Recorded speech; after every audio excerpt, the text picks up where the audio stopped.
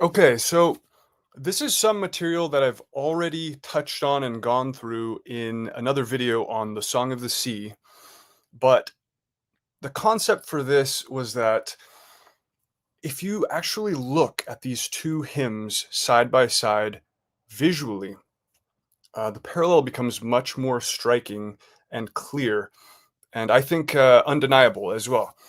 So, what I'm going to be doing is stepping through Rig Veda 7.18, that is the Song of the Sea. That is the Battle of 10 Kings hymn, along with Exodus 15, the Song of the Sea, and showing how not only do they tell of essentially more or less the same mythical event, the waters becoming dry, becoming shallow enough to cross so that the protagonist group can pass through, and then the god being called on, and he causes the pursuing enemies to be drowned by those waters that have been crossed. All of that, not only do both of these hymns tell this same fairly unique, or even very unique with all of the specific details, events. Not only that, but they develop their imagery and theme in approximately the same order of um, of the organization within the hymn itself, uh, so that you can see some of the very same moments in both kind of happening in approximately the same sequence. So I want to show this visually so you know what I mean when I say these hymns are telling the same set of details, set of um, images, and things like that in the same order. When I say the same, I mean this approximately the same. So you can see for yourself, I've color coded where in both hymns they're doing approximately the same thing, same part of the development of the hymn. And so for example, the pink here is the intro for both. As you can see, the Vedic hymn is consistently longer, more wordy, more imagery happening, which seems to be shortened in the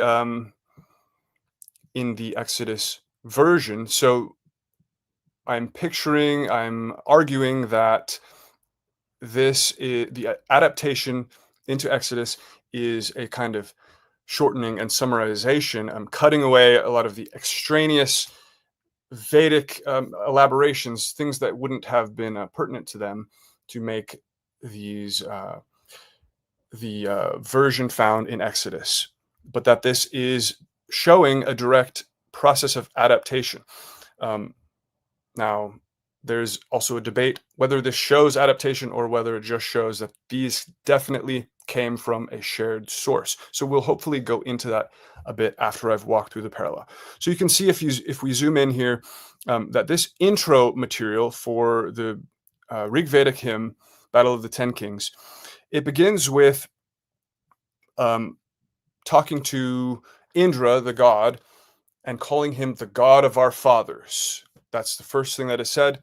And then some praise of Indra throughout, describing him as a king and a herdsman in elaborate ways. And then concluding with a invoking him as our shelter, might we be in your good thought, Indra, in your shelter. So the main details here are that this intro invokes the god as the god of our fathers. And that happens to be exactly what the Exodus hymn opens with, saying, I will sing to the Lord, he is my father's God, in verse 2. And my defense, or my strength, or so that word for defense is translated differently. But this is just to give an overview, a bird's eye view of what I'm talking about when I make these parallels. So that intro is shorter, but is hitting the same opening points, which are not in every hymn that you read. You do not see an invocation of the God as the God of our fathers except in certain hymns. It's not ubiquitous. And then the main theme gets developed in the green section. The floods that had spread out, oh Indra made them into fords easy to cross for Sudas. Whereas the theme gets developed in the green over here in the Exodus. Pharaoh's chariots and his army he has hurled into the sea, the best of Pharaoh's officers, both horse and driver he has hurled into the sea. So that is the theme of the waters being dried, and then the pursuers, as we see in the Veda hymn, further down is where the pursuing enemies get covered with the waters, as in the Exodus one. And then one of the key things is that in the yellow section here, number 3, we have a direct quotation of the pursuing enemies speaking. And what they're doing is approximately the same in both cases. This happens, as you see, we have the intro material invoking God of the Father. Then we have some developing of what's happening, the plot, like I said, the waters being made dry, and then crushing the enemy. And then right in there, in the midst of that that theme, that plot being developed, the pursuing enemies then speak. And what they speak is a quotation, and it is saying very similar things about how they're pursuing for plunder, how they are pursuing greedily as plunderers, and that also the god has gone to fight for the other side, essentially, which is gone to fight for the protagonist side. As in the Exodus version, the enemy boasted, "I will pursue, I will overtake them, I will divide the spoils, I will gorge myself on them, I will draw my sword, and my hand will destroy them." So this is just a bird's eye view, and then I will try to walk through all of the key points in this order. And after all of those similarities we have in the blue section, what you could call the keystone metaphor within the hymn, which refers to the god cutting or destroying. It's called wetting down in the Vedic version, cutting the enemies down like they're grass, like they're some kind of grass, and also calling him a wonder worker. This is exactly the keystone metaphor of the Exodus hymn, which is that in the greatness of your majesty, you threw down those who opposed you. You unleashed your burning anger and consumed them like stubble or straw. Stubble is referring to a kind of chaff, like a straw-like chaff of a grain or of a grassy kind of shrubby material. So some kind of very similar imagery to cutting grass. This is consuming them like they are stubble, and also calling him a wonder worker, working wonders. So those are the keystone things. After that specific sequence of things, the latter half of the hymns go into naming specific enemies and tribes that the god has destroyed or thrown down, very similar in this sort of conclusion. So the main plot has been laid out, and then it goes into a similar grouping.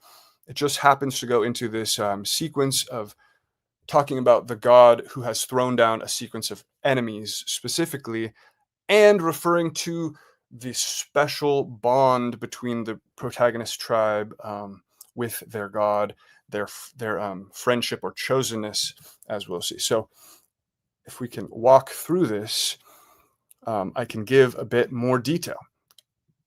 So the context, of course, of this, let's see, okay.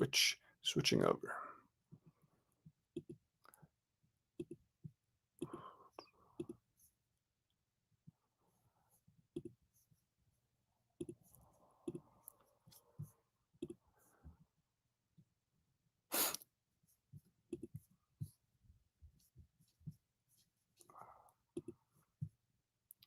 So the context for this comparison is crucial, because not only is this a very detailed and precise parallel, but it happens within a shared uncanny set of motifs, a shared mythos that is hard to explain away.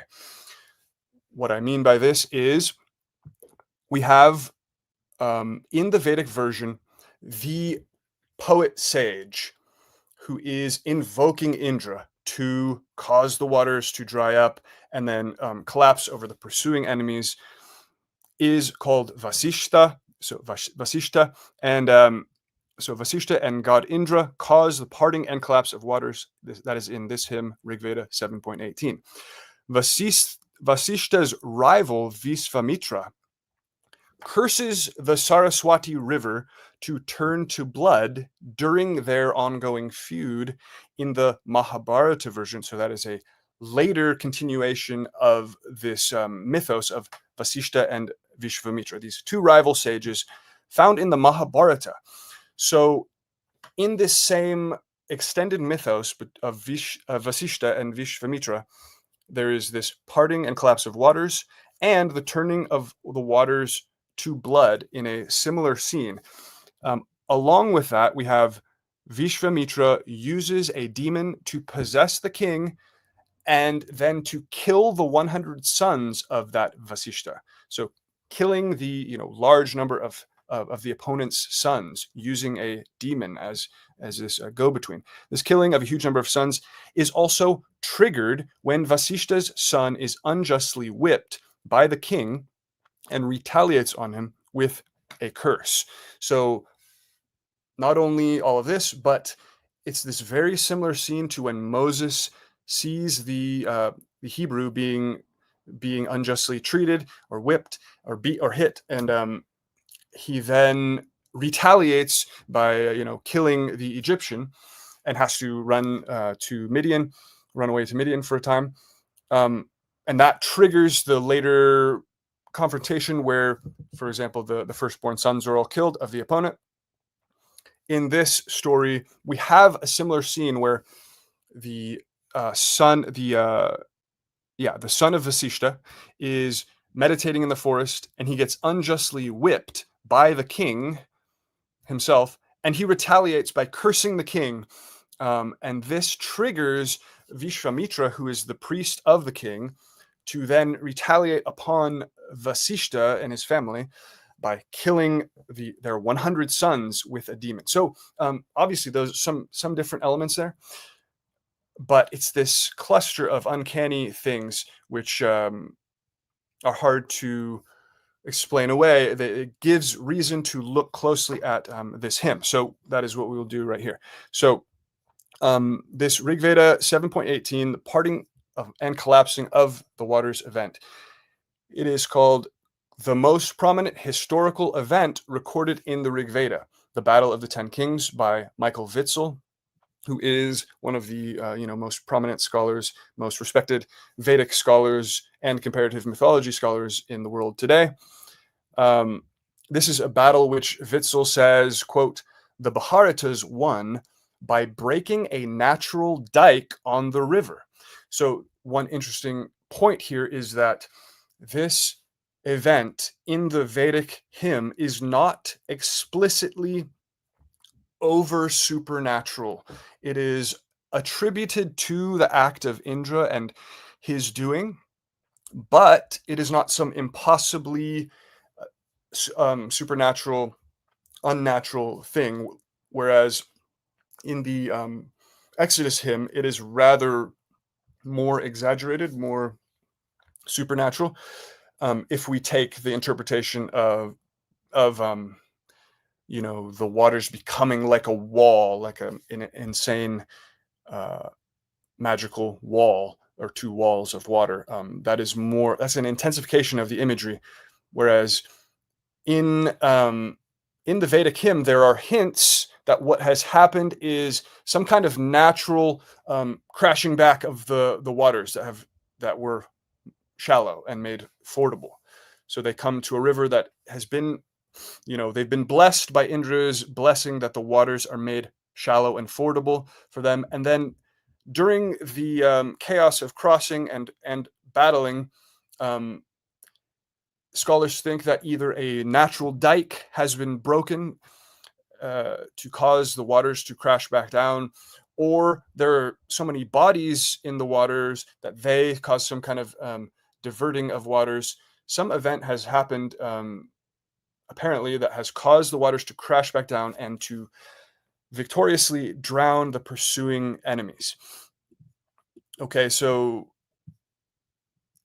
um, Jameson and Brereton, the translators of the Rig Veda from 2014, also some of the most prominent Vedic scholars alive, say, quote, "The Parushni River, whose course seems to have been diverted during the battle and in which a number of the combatants seem to have drowned." So sort of a straightforward way of describing what the hymn is suggesting has happened. So this Rig Veda Parting of the Waters event involving Vasishta, who has just replaced Vishvamitra in the Rig Veda, in this Rig Vedic event, lays the groundwork for the rivalry of Vasishta and Vishvamitra that we see told more about in that Mahabharata story that I described, with the waters turning to blood and the sons being killed in retaliation by a demon. That being where the sacred river is turned to blood, etc. So to explain some of that, we have in the Rig Veda specific books of the Rig Veda are attributed to certain rishis and their families, like their clans of poets who have composed these hymns. Traditionally, they are seen as the actual composers of the hymns. And Book 7 is attributed to Vasishta and his family. But Book 3 is attributed to Vishvamitra mainly. Vishvamitra, who becomes his rival. So they are both sages who are named as composers of books of the Rig Veda. That is one factor that suggests they had a historical kernel. And in these books, for example, in Book 3, Vishvamitra is praising Sudas, even for doing things like crossing rivers and in more mundane ways, certain mundane events at certain times. It seems that Vishvamitra was indeed King Sudas's poet sage, his rishi, his purohita. And we can see that in the battle, in Book 7, which belongs to Vasishta, that somehow Vasishta has taken over the job of the purohita, priest, and poet for Sudas in this battle. So those are historical points. So why this one book attributed to Vishvamitra actually has him praising this king and doing sort of mundane events like crossing other rivers and things. And then we have this dramatic turning point in Book 7 attributed to Vasishta, and he is now the one who is the praiser of Sudas and not Vishvamitra anymore.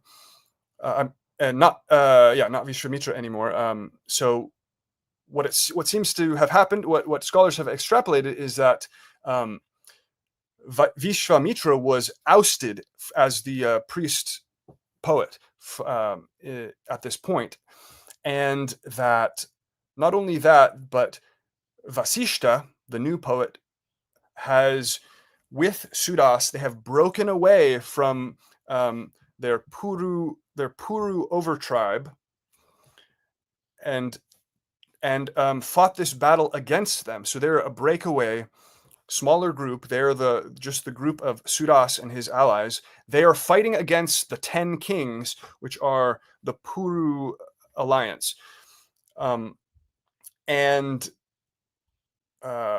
What happens is that they are victorious, of course. They are the Bharatas, where the name such as Mahabharata comes from later. But they become dominant and for a time, and then when they move into the Saraswati, the kingdom is kind of renegotiated and reconsolidated, and the defeated parties aren't entirely eliminated.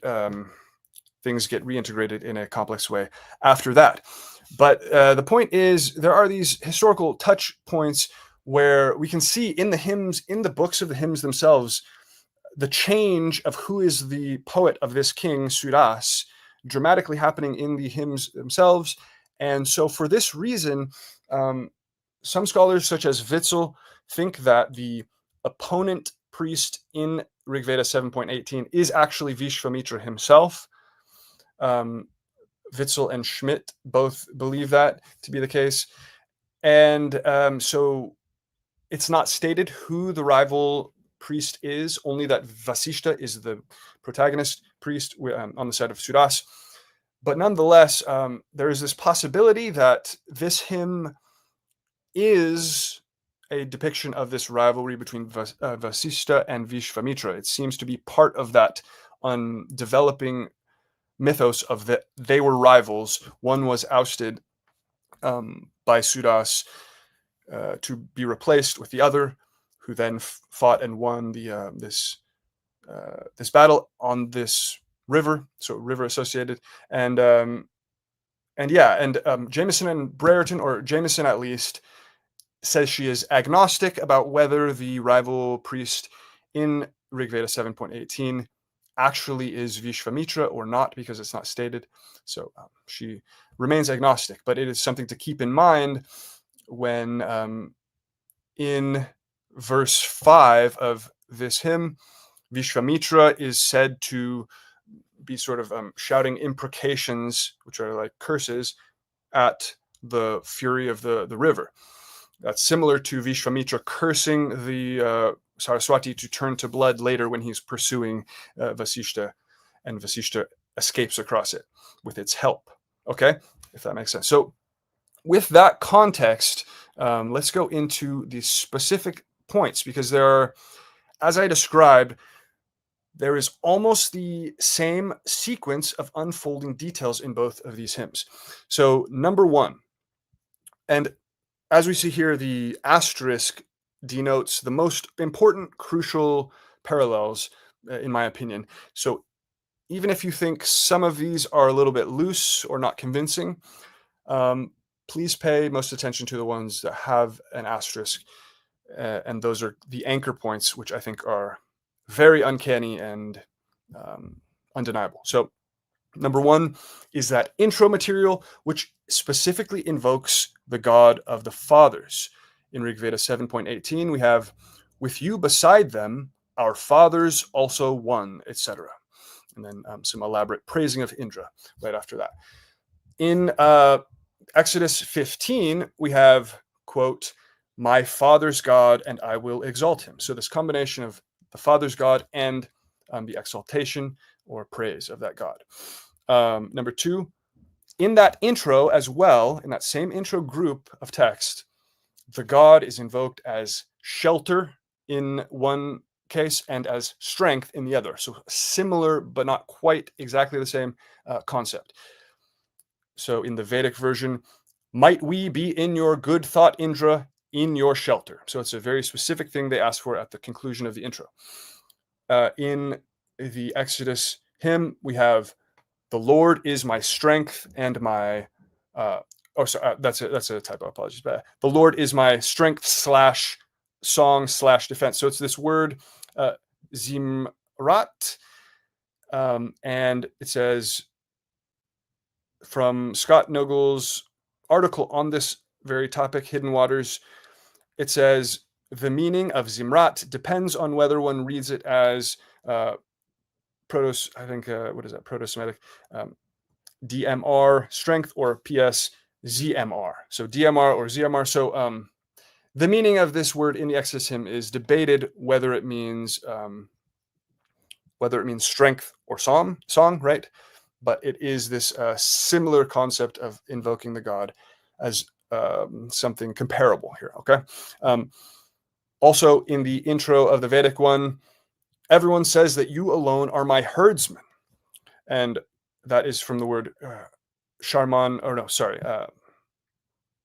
so Sharman is the word for your shelter, for when they invoke him as shelter, is this word Sharman, which means protection, protective covering, refuge, or joy.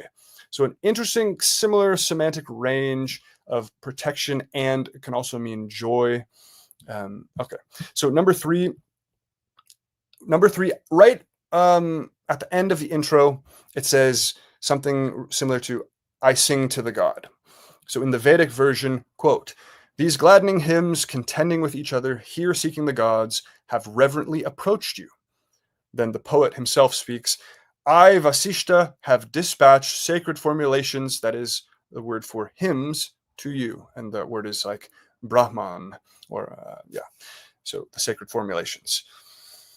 And in the Exodus version, "I will sing to the Lord, for he has triumphed gloriously." So the same combination of these sort of three concepts. He is the Father's God. He is. I invoke him as my strength or protection or something related. And then finally concluding, I, the poet, sing to you directly to the God, sing my hymn or my song. So then it comes to number 4, the main event, this uncanny event that the whole hymn centers around, is approximately very close to the same thing.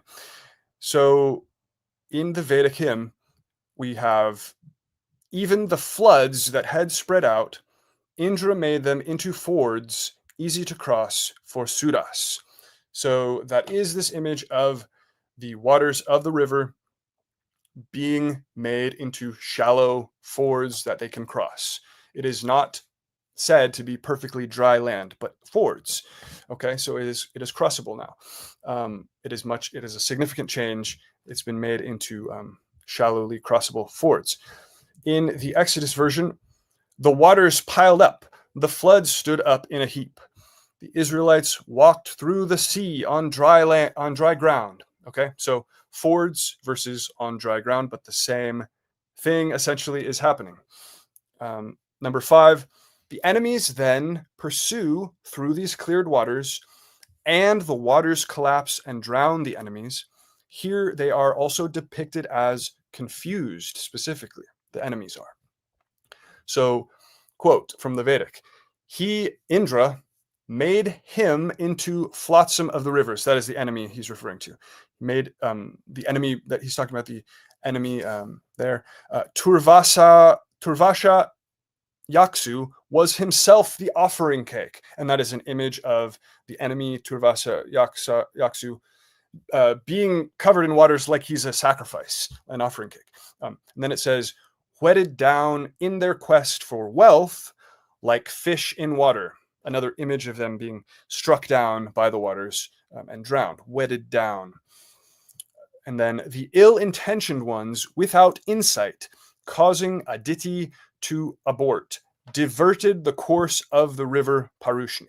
So this is that image of the river being diverted, and they are in the confusion of the enemies. Something has caused the river to divert and thus to drown them, as described.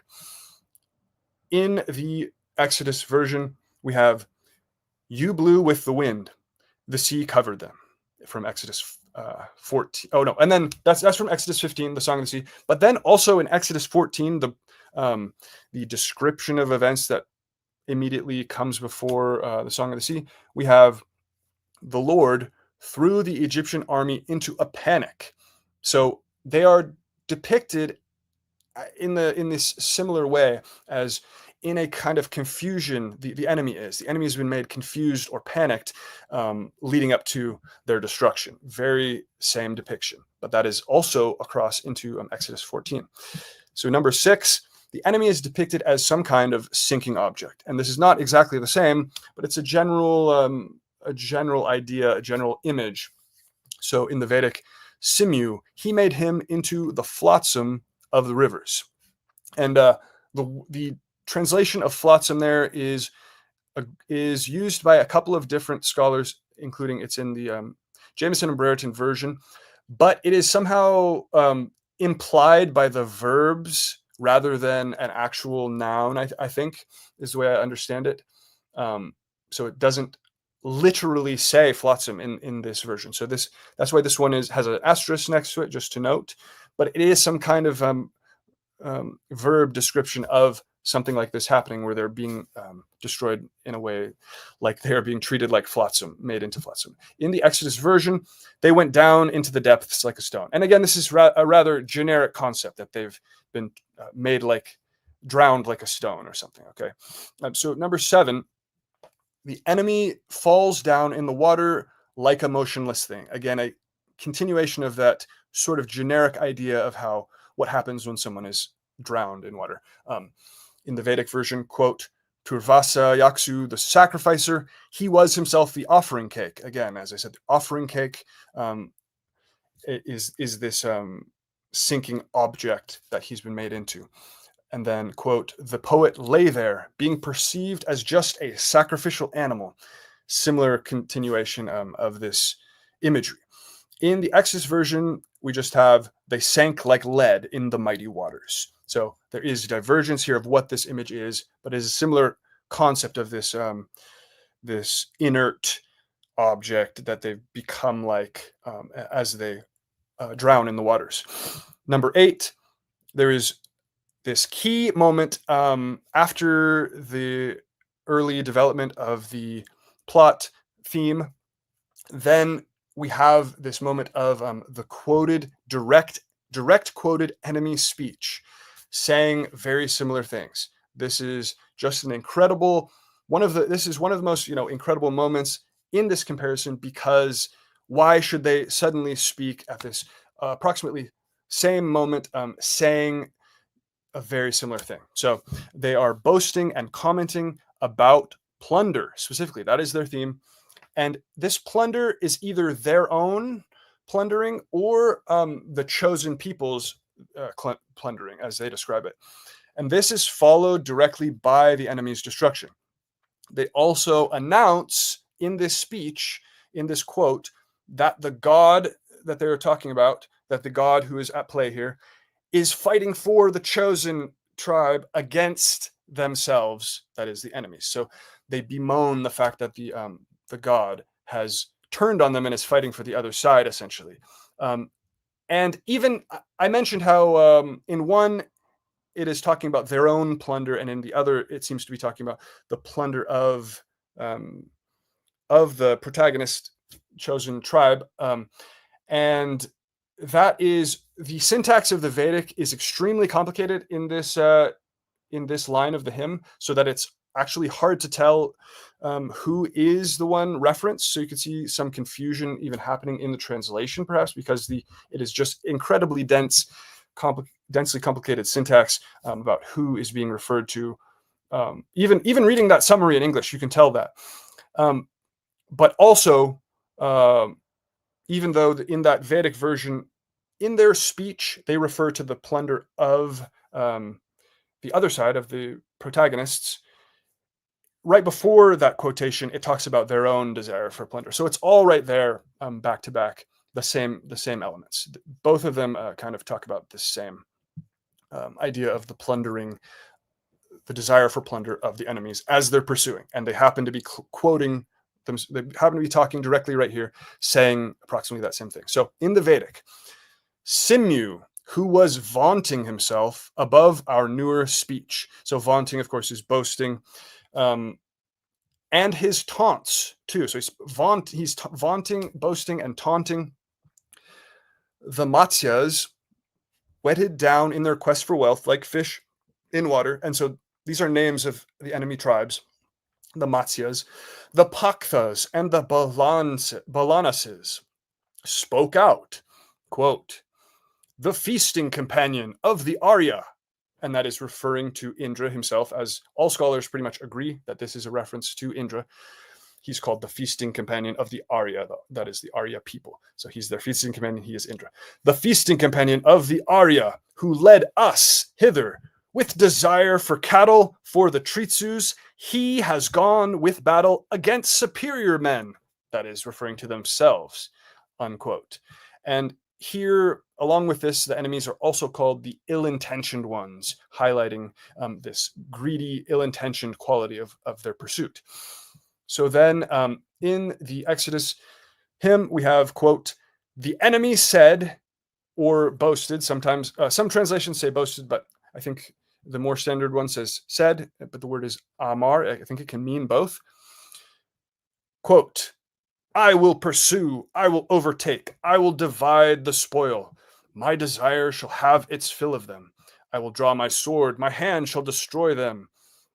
Unquote. So, okay, so we have a breakdown of what amar means. It is a primitive root meaning to say, and it's used with great latitude. That means it has a lot of broad meaning. It can mean answer, appoint, avouch, bid, or boast self. And so that aligns pretty well with the concept of the boasting enemies as they're pursuing. And then in Exodus 14, we also have, quote, the Egyptians said, let's get away from the Israelites. The Lord is fighting for them against Egypt, unquote. So that is, you have compacted there between Exodus 14 and 15, not only that the Vedic enemy tribes are, they have this greed. They have in their quest for wealth, they have this greed for wealth, and they're pursuing, and they are feeling, they're discussing the concept of plunder. The desire for cattle is central, but then also we have that concept of the desire for plunder of the pursuing enemies in the Exodus version, and they're boasting. And then not only that, but the direct translation of the Vedic, the final line of the Vedic is that he, Indra, has gone with battle against us. So essentially they're describing that Indra had led them there. Even the enemies, they are worshippers of Indra too. They're all a group of Vedic tribes together who are fighting each other here. So the enemies say that Indra has led us here, but he's gone with battle against us now. And that's what they specifically say. Then we just happen to have in Exodus 14, let's get away from the Israelites. The Lord is fighting for them against Egypt. The same exact concept. Not only that, but that's one of the only quoted lines of Exodus 14. So that's the narrative description of what's happening right before the Song of the Sea part in the Exodus, in this crossing of the sea story. So it just so happens that the kind of two main quotations of the speech of the Egyptians aligns perfectly with this only quotation, direct speech of what the pursuing enemy tribes say in the Vedic hymn. So I just hope people can absorb how incredible that is, and that it spreads across Exodus 14 and Exodus 15, the Song of the Sea, so that it looks like even the writers, when they were writing Exodus 14, was drawing back from the same source material and putting, they all come from one source, one way or another, however you want to break that apart. So number 9, they went foolishly into the waters and none survived. In the Vedic hymn, quote, they came to the Parushni, that's the river, to a failed end, as if their real goal, not even the swift one, made it home for supper, unquote. In Exodus 14, once again, touching on the fact that this crosses not only Exodus 15, but also the material they put into Exodus 14. Quote, the water flowed back and covered the chariots and horsemen, the entire army of Pharaoh that had followed the Israelites into the sea. Not one of them survived. So again, this is rather generic in a way. Not one of them made it home from supper. Not one of them survived. But it's very coincidental that it hits the same exact note in this short amount of text as this dramatic line to drop in there. And not only that, but talking about how they went into the waters to the Parushni River as a failed end. And then immediately after that, not even the swift one made it home from supper. In the Exodus 1, the Israelites, they followed the Israelites into the sea. Not one of them survived. It's this back-to-back pairing of these two sentences that are saying essentially exactly the same thing. Okay, number 10, horse and rider are propelled or thrown down into the waters and drowned together in a single haunting phrase. Again, this is an uncanny similarity of the pairing of the concepts within a phrase or a set of phrases. In the Vedic hymn, we have the Prishnigus, that's the name of one of these enemy tribes, the Prishnigus propelled down to the dappled one, and that's a sort of pun or a reference to the Purushni River itself. The Prishnigus propelled down to the dappled one, that is the river, the bottom of the river.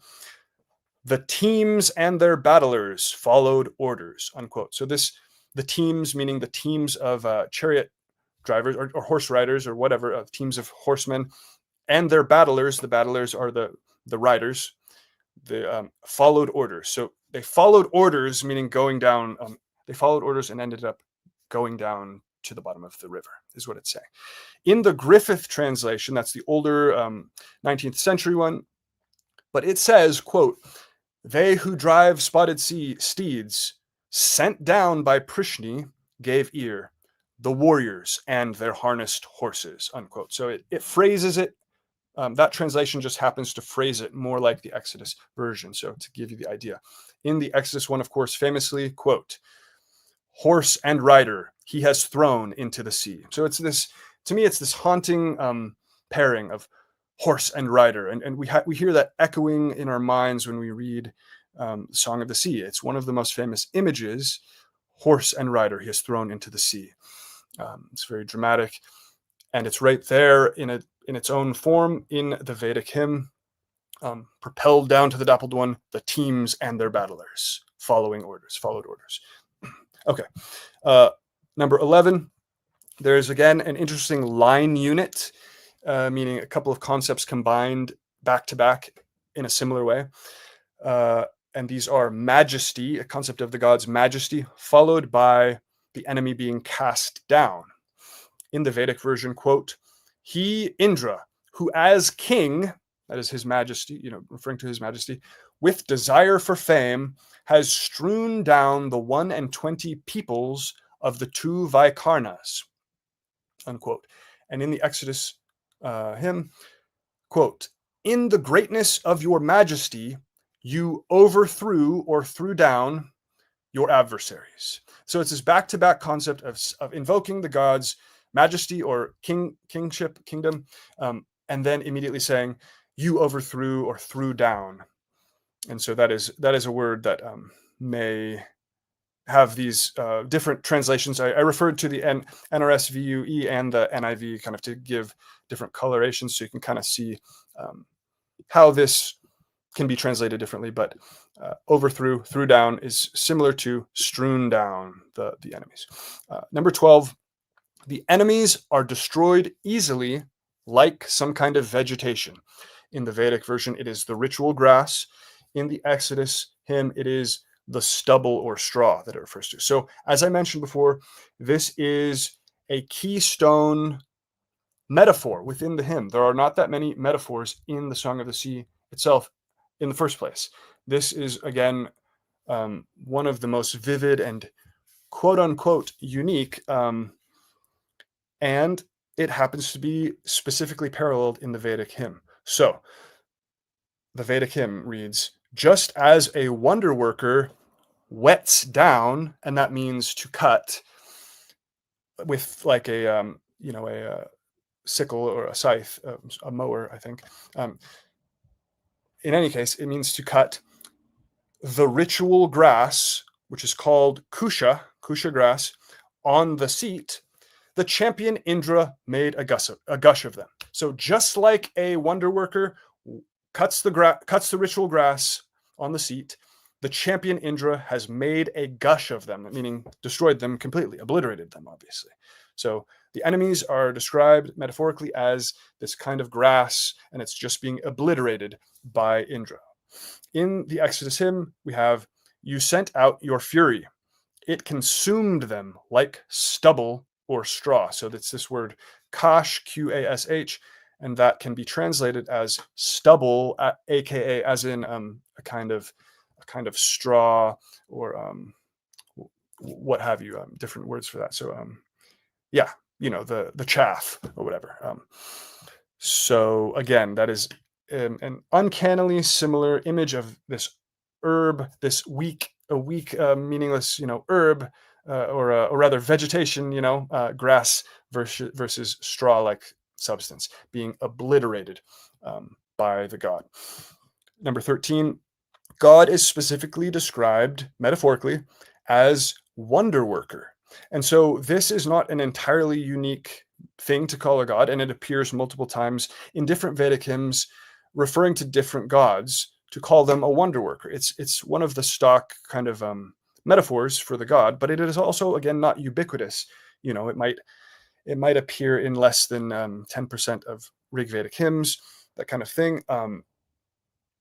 And so when it appears in both of these hymns, after all these other alignments, it is very uncanny to see. So in the Vedic hymn, we have just as a wonder worker, as I just mentioned. He's described as just like a wonder worker doing this work. And in the Exodus hymn, it says literally doing/working wonders. That is directed at God, of course. And I looked into the etymologies of these words. I think the word is dasma in Vedic, in Sanskrit, and it just means wonder worker, working wonders. So this is a good translation, and it happens to appear in both of these.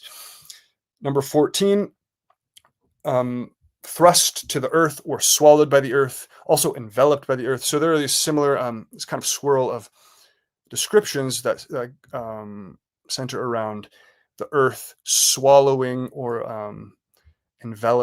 being enveloped by the earth, or them being thrust to the earth, which you can kind of compare here. So, quote, the mere half a hero who drinks the cooked oblation, without Indra who vaunts himself, did he thrust away to the ground, that is literally prithivim, to the earth.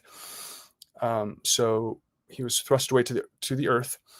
And Griffith translates that as Indra's denier, far o'er the earth he scattered. And then see also a different line, with his greatness, Indra or Turvasha enveloped the earth, being master of it. So it's hard to tell who the referent is there. And in the Exodus version, the Exodus hymn, we have, you stretched out your right hand, the earth swallowed them. So the enemy is being thrust away to the earth or scattered across the earth in the Vedic version, while the god himself is enveloping the earth. And in the Exodus version, you just have the god stretching out his hand and causing the earth to swallow the enemy. Very similar, although slight differences, but similar.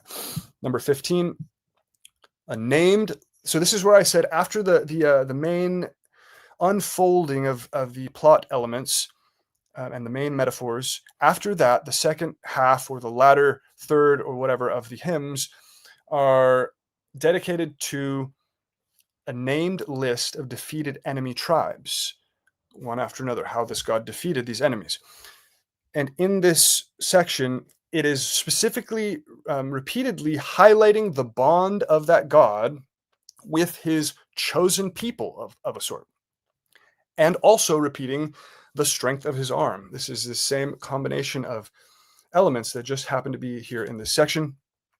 And I think this is fascinating to look at as well, because we think of this this hymn in Exodus, and in general within Exodus, this concept of the chosen people who are destined to inherit Canaan, and God has made it their destiny and chosen them for his people, to have a special relationship with them. Well, we see that same thing in this Vedic hymn with slightly different wording. But as you will see, repeatedly in this hymn, the protagonist Vasishta is describing how his tribe, his people, have a special partnership or friendship with Indra. Not only that, but they're repeatedly making fun of, demeaning the opponents for being bad, for sacrificing wrongly to the god, for doing religion wrong, for doing sacrifice wrong, or even for doing speech wrong. This is like the concept of like a barbarian. The idea that the outsider has some kind of um, bad. He is not skilled with speech, but this has a deeper ritual, sacred dimension to it, especially in Vedic society, but elsewhere too, because speech itself is sacred. So if you accuse someone of having, you know, some negative quality attached to their speech, that is also criticizing um, their ritual efficacy, their ability to do the religion correctly, do sacrifice correctly and efficaciously,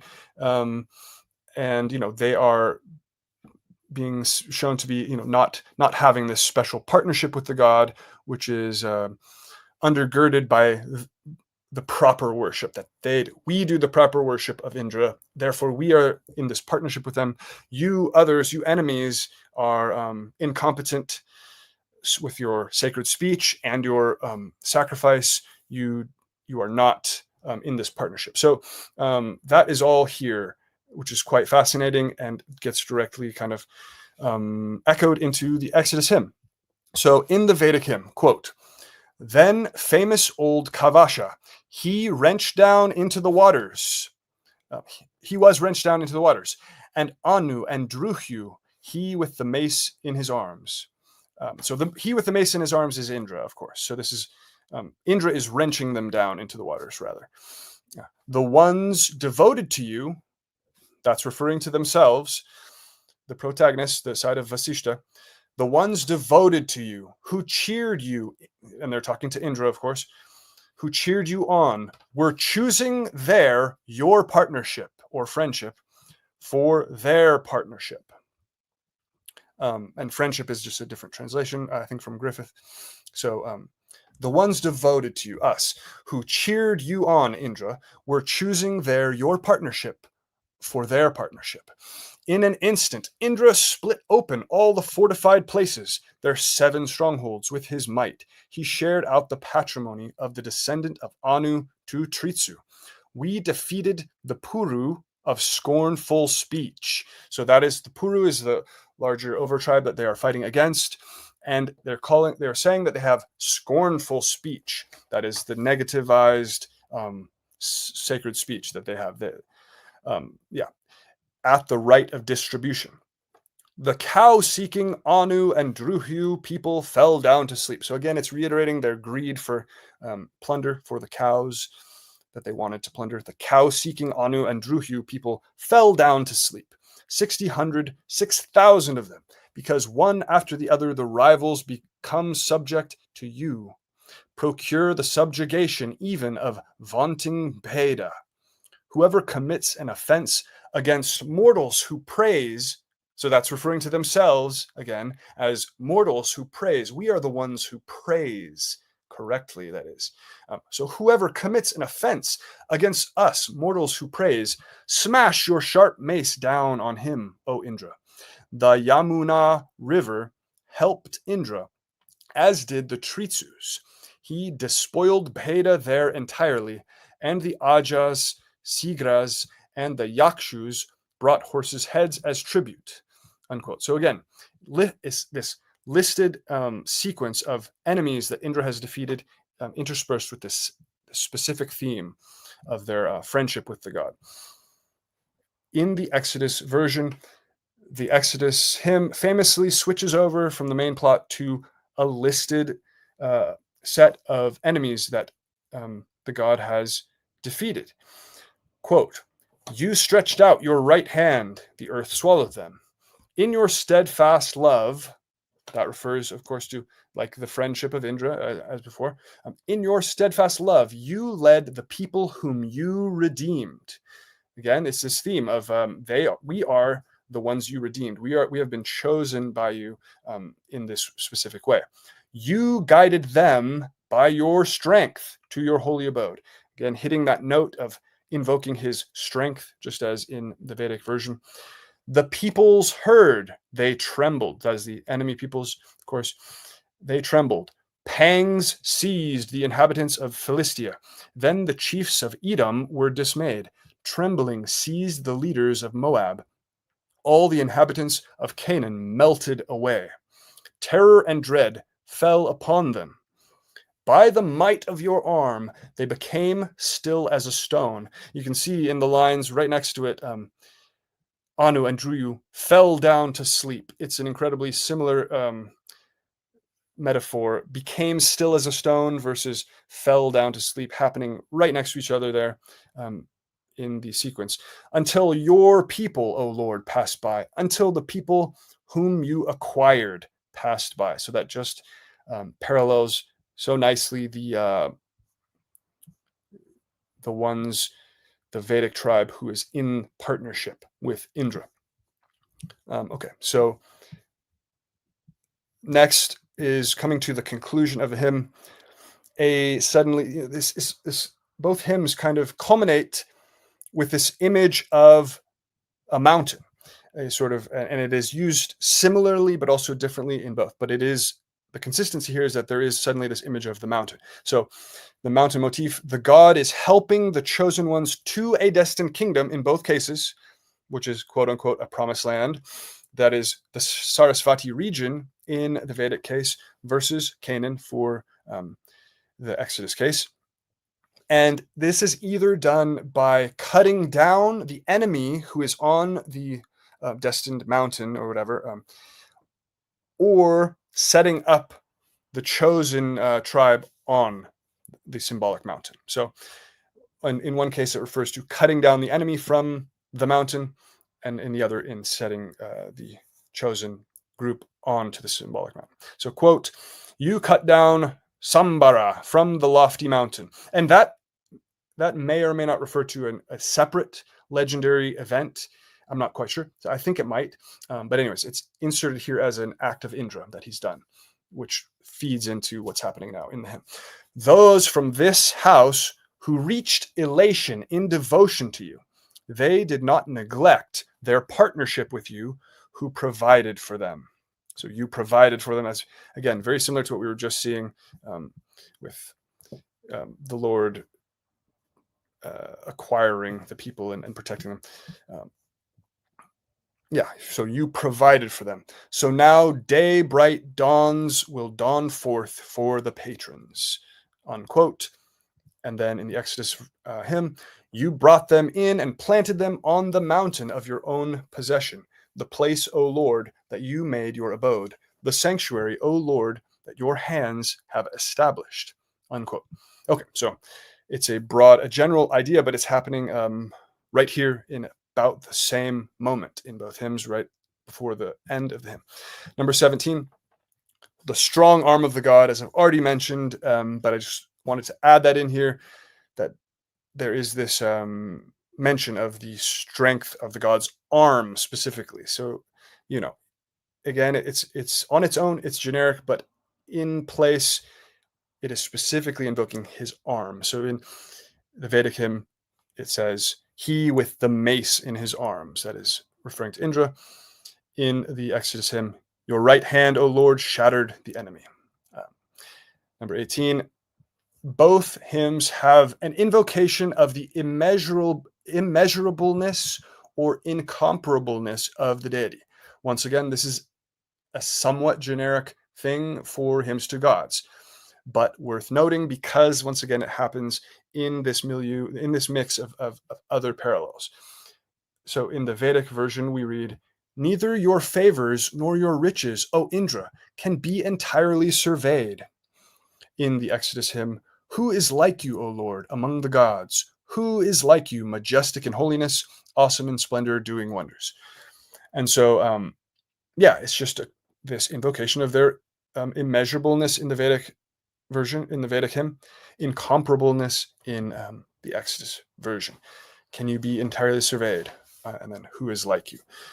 Number 19, the concluding lines of both hymns invoke a similar concept.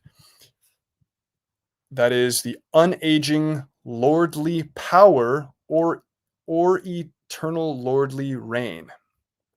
In the Vedic hymn, the final line says, quote, the aspiration of Paijavana, referring to Sudas, lordly power, difficult to attain and unaging, as he seeks your favor. The final line of the Exodus hymn is, the Lord will reign forever and ever. Okay, so it is unaging, lordly power, of course, but it's attributed to, seemingly attributed to the king in the Vedic version, whereas eternal reign attributed to the god in the Exodus version. Okay, so they end on a similar, though again, slightly different note. There are a few images that are more or less unique to Exodus 15, which are worth noting. The blast of his nostrils, or blowing with your wind, is how the god does this feat in Exodus 15, and that is not mentioned in the Vedic hymn that I can tell. So it could have been. I searched Indra hymns in general. He's a storm god. He is the thunder god. So again, winds are associated with him as a god of storm. But there was one debatable mention that I found in a different hymn about him blowing, but it was also could be translated as a different word there. So this could be just an original image that was added in the Exodus version. Or could just be drawn from the general storm milieu, or who knows. The deeps congealed in the heart of the sea is what the Exodus hymn says at one point, and this is not really paralleled in the Vedic. Of course, there's a lot of descriptions of the waters doing this or that. At one point, it says that Aditi is caused to abort or miscarry, and scholars don't really know what that means, whether that is referring to the waters having some kind of symbolic abortion, or if it's referring to Aditi as mother of the sun, and therefore the abortion refers to a mythic, a well-known mythic concept where one of her children is like a miscarriage, and it refers to an eclipse that could have happened, or like the dust being stirred up and covering the sun in some way. So anyways, the deeps congealed in the heart of the sea does not have a clear parallel, but it could be just original language in the Exodus hymn. The floods standing up in a heap in the Exodus hymn versus just making a ford in the Vedic hymn. That is clearly slightly different. But again, if you begin with this concept of the waters receding, waters coming back, it doesn't take a lot of imagination to see how you could, as if someone was adapting this, they could just describe it as the waters piling up in a heap, and that is how they want to describe the scene. It is not. It doesn't take some kind of crazy imagination to change that description very slightly in that way. But from that we get this image, of course, of the walls of water, because the word is sometimes translated as a heap and other times as a wall. And so, yeah, that's kind of our pop culture image of the crossing of the Red Sea here. And that makes it seem slightly different or significantly different from what's happening in the Vedic version, because we don't have any walls of water. We just have waters that have been made fordable and then they collapse back down. But I think you can see here that it's a simple elaboration or even intensification. If one wanted to paint an even more dramatic picture of what's happening, they would just describe it as the floods piling up in a heap, and then that gets sort of shifted over to like a wall at some point. So there are then smaller differences, like the stone versus the implied flotsam, or the stone versus the offering cake, the person becoming like an offering cake that's drowning. So those are slight differences in imagery. The dry ground versus the fordable ground, etc. So it's important to point out those differences. But in this massive, in these hymns, there's a massive set of parallels within a small amount of text, and the fact that there are only really this handful of slight differences I think can be easily explained and supports the fact that this is a direct parallel, despite these. So there are then also, as I mentioned, echoes between, so there is another hymn in the Rig Veda about the Battle of 10 Kings crossing, and it is Rig Veda 7.33.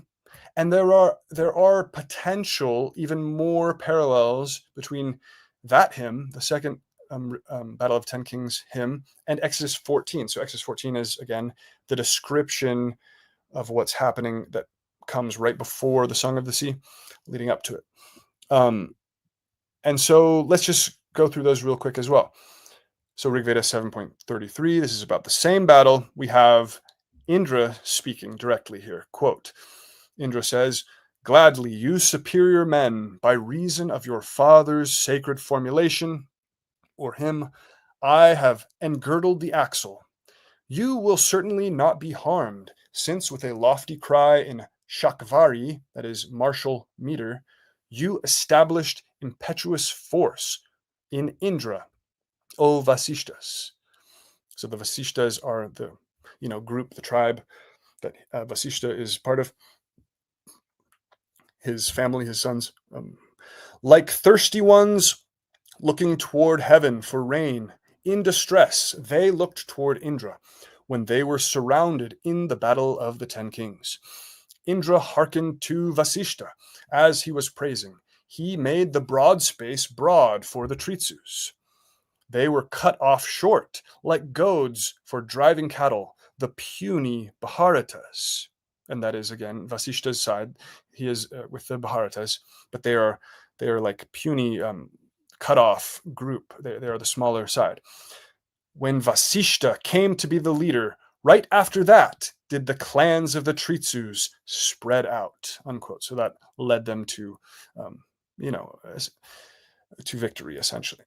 Exodus 14 says, as Pharaoh approached, the Israelites looked up, and there were the Egyptians marching after them. They were terrified and cried out to the Lord. So it's this moment of them being pursued and crying out to their God in a way. They've been cut off in some sense, or chased down. Moses answered the people, "Do not be afraid. Stand firm, and you will see the deliverance of the Lord. You will see the deliverance the Lord will bring you today." That day the Lord saved Israel from the hands of the Egyptians, and Israel saw the Egyptians lying dead on the shore. And when the Israelites saw the mighty hand of the Lord displayed against the Egyptians, the people feared the Lord and put their trust in him and in Moses, his servant, unquote. So both of these sections that I just quoted conclude with the sage being referred to as the one who has brought them through. So, as I said, when Vasishta came to be their leader, right after that did the clans of the Tritsus spread out. When the Israelites saw the mighty hand of the Lord, the people feared the Lord and put their trust in him and in Moses, his servant. It's the same pattern here, and also them being cut off and then kind of saved by Moses, them calling out to their God, essentially in both, having a direct speech with their God. Okay, so I think those map very well together, and so it suggests again that even Exodus 14 material was being drawn from the Battle of 10 Kings hymn or hymns, plural.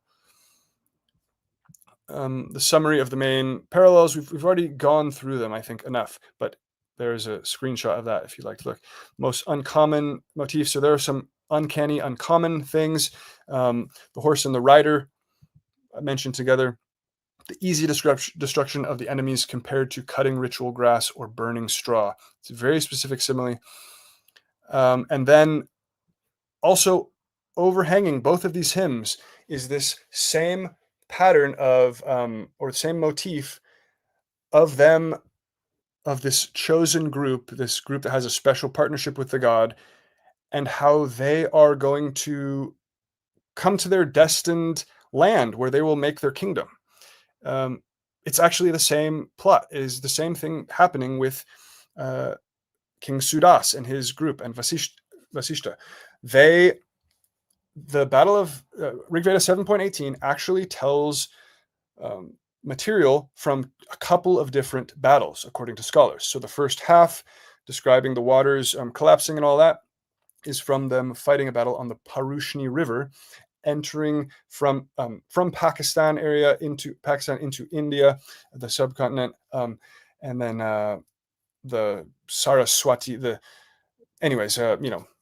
traditionally called the Saraswati area, and then establishing their kingdom there, where they kind of set up camp, set up their base, and eventually form the Kuru, not Puru, but Kuru kingdom. And so it's like their promised land. And the second half of Rig Veda 7.18 talks about a battle that happens there, further along toward there, where they defeat further enemies and come to that destined land, as we went through. So that means the functions of these hymns are equivalent. The function of each hymn as national epic, celebrating divine intervention and justifying the chosen people's victory and inheritance, is essentially identical. The Hebrews go from here to the promised land of Canaan, the future land of Israel, and the Bharatas with Sudas and Vasishta go from here to the promised land of northwest India / the future Kuru kingdom, where classical Vedic society develops. Vedic scholars like Michael Witzel see this hymn as one of the main foundations of the war described later in the national epic, the Mahabharata.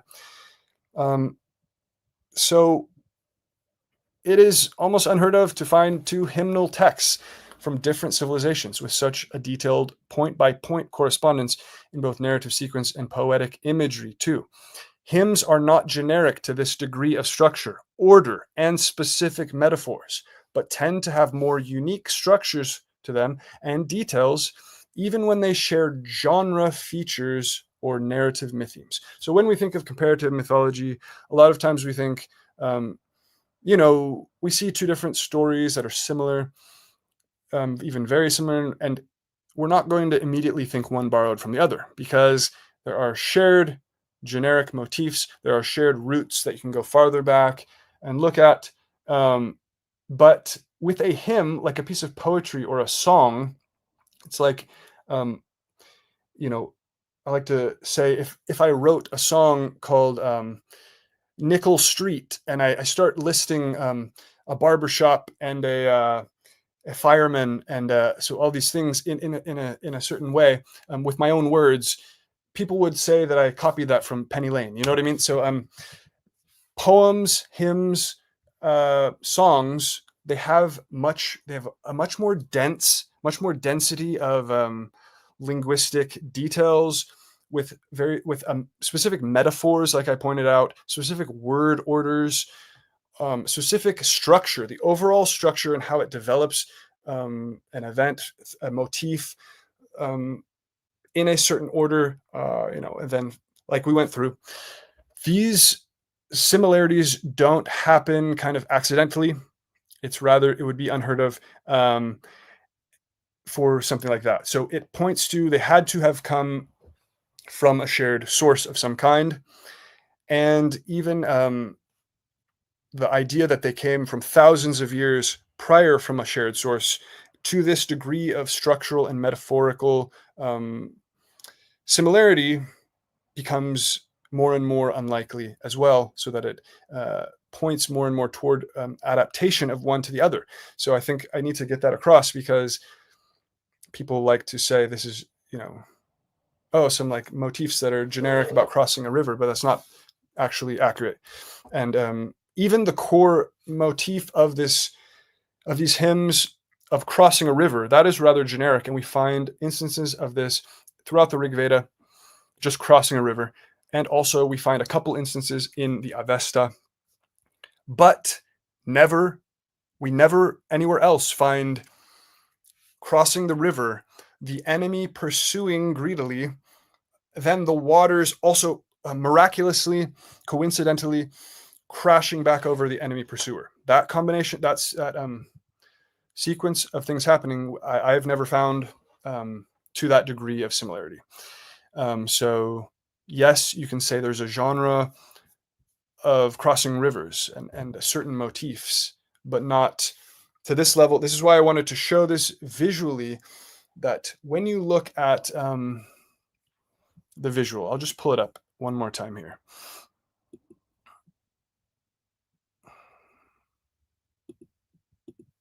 So if we look at the visual of the hymns one more time,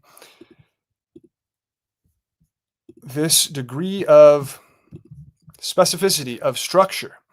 So I am an English major, and I did a lot of analyzing poems and structure of poetry and this sort of thing. And yeah, a poem, a song, a hymn has a unique structure. A lot of times, there can, of course, you can create a form that gets repeated, but not you. It's very difficult to reinvent the exact same structure without knowing a hymn, for example. With the same types of motifs and metaphors happening in a similar same order. Okay, hope that gets across. But we can see that we have the intro material right at the beginning, then a sort of the development of the main plot motif in the green. In the yellow, we have the quotation of the pursuing enemies and them talking about plunder.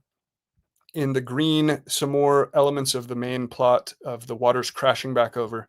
In the blue section is these two metaphorical elements of blasting the enemy like they are grass or straw, um, and that the god is like a wonder worker. And then the purple is that long list of um, enemy tribes killed one after another while invoking how they are in a partnership, or they have been chosen in some way by the god, and that we are the correct worshippers of the god.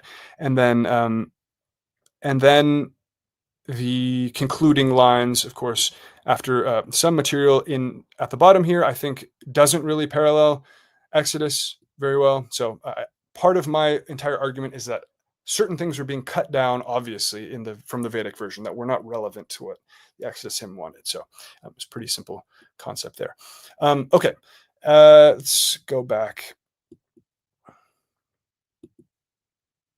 one moment.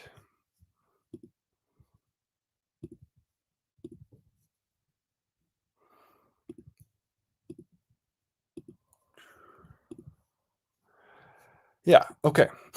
So the level of parallelism here is even more specific than what is usually found, for example, between the Hebrew Bible and Near Eastern myths. It's my opinion that this is significantly more of a linguistic side by side parallel smoking gun than what we find usually as sort of par for the course of comparisons to even Near Eastern myths, and even what is often seen as maybe one of the clearest sort of smoking guns that is sometimes used in the creation, tohu wa bohu, the formless and void wording, which I can't pronounce these things, but yeah, you know what I'm talking about. There's this suggestion that this tohu wa bohu thing is this smoking gun.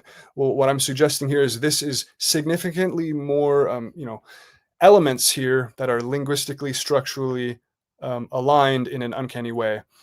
So because of that, because of this line by line comparison that can be done with this many points and uncanny features and order of events structurally, as I said, that makes this essentially a unicorn outside of established direct adaptations. And so it could be the clearest smoking gun that we are likely to find regarding the source of the Song of the Sea, and maybe even across the Bible itself, I think. So that's arguable, of course. But yeah, this, I just have to reiterate, this finding a hymn that looks like another hymn to this degree is kind of like a unicorn in comparative mythology, okay? And it would be even more so of a unicorn if we were to say that there is no connection between them, that they miraculously wrote these two hymns without knowledge of each other at all, or any shared source. That would be even more incredible to believe. So the number and specificity of the parallels, in my opinion, make independent composition essentially impossible to defend on probabilistic grounds. When you have this many specific correspondences in this precise of an order, you're not dealing with coincidence anymore, and the burden of proof shifts entirely to explaining how the direct connection occurred, not whether one exists. And so, interestingly, even scholar Joel Baden's comments on the Song of the Sea in terms of the documentary hypothesis.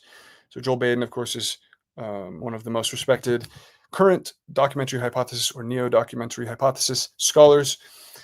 And he has a Twitter thread where he goes through all of the verses of the Old Testament, I think, and of the Hebrew Bible, or at least a certain set of them. And he has pointed out that there are a couple strange features about the Song of the Sea. One of them is that he thinks the descriptions and the invocations in the Song of the Sea point to the fact that this hymn was never originally part of a escape from Egypt story, and that it originally was attached to some event that was a battle in water, and that it has been taken out of its context, its original context, and placed into this narrative that was being written about about slaves escaping from Egypt. Okay, so there are indications to him independently that this has been ripped out of its original context, and he says the original context was a battle in water, battle in a body of water. That's literally what I'm saying happened with this hymn. The original context is only explained by the Vedic, what is called the most famous historical event of the Rig Veda, and has a much more clear context that it corresponds to in the Veda. Okay, and so he says, quote, "The battle scene in the first part of the poem was not originally about the Exodus or the event described in prose in Exodus 14. It is a hymn to Yahweh's military victory at a body of water. Egypt is mentioned only in 14 verse 4. There is no other context related to the Exodus. You couldn't come close to reconstructing the narrative context or content of Exodus 14 from this song. It's only because we have the prose first that we assume the song is describing that event. In fact, it's probably quite the opposite.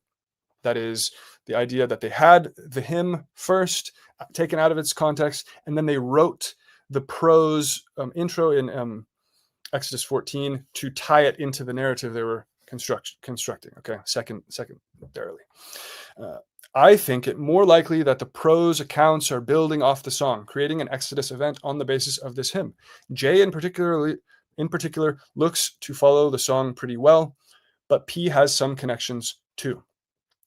So yeah, he reads Exodus 14 as being kind of a couple of authors telling sort of slightly different versions of this lead up to this the event of the song, and that the author or the text or the document J is more closely in alignment with what the song itself says.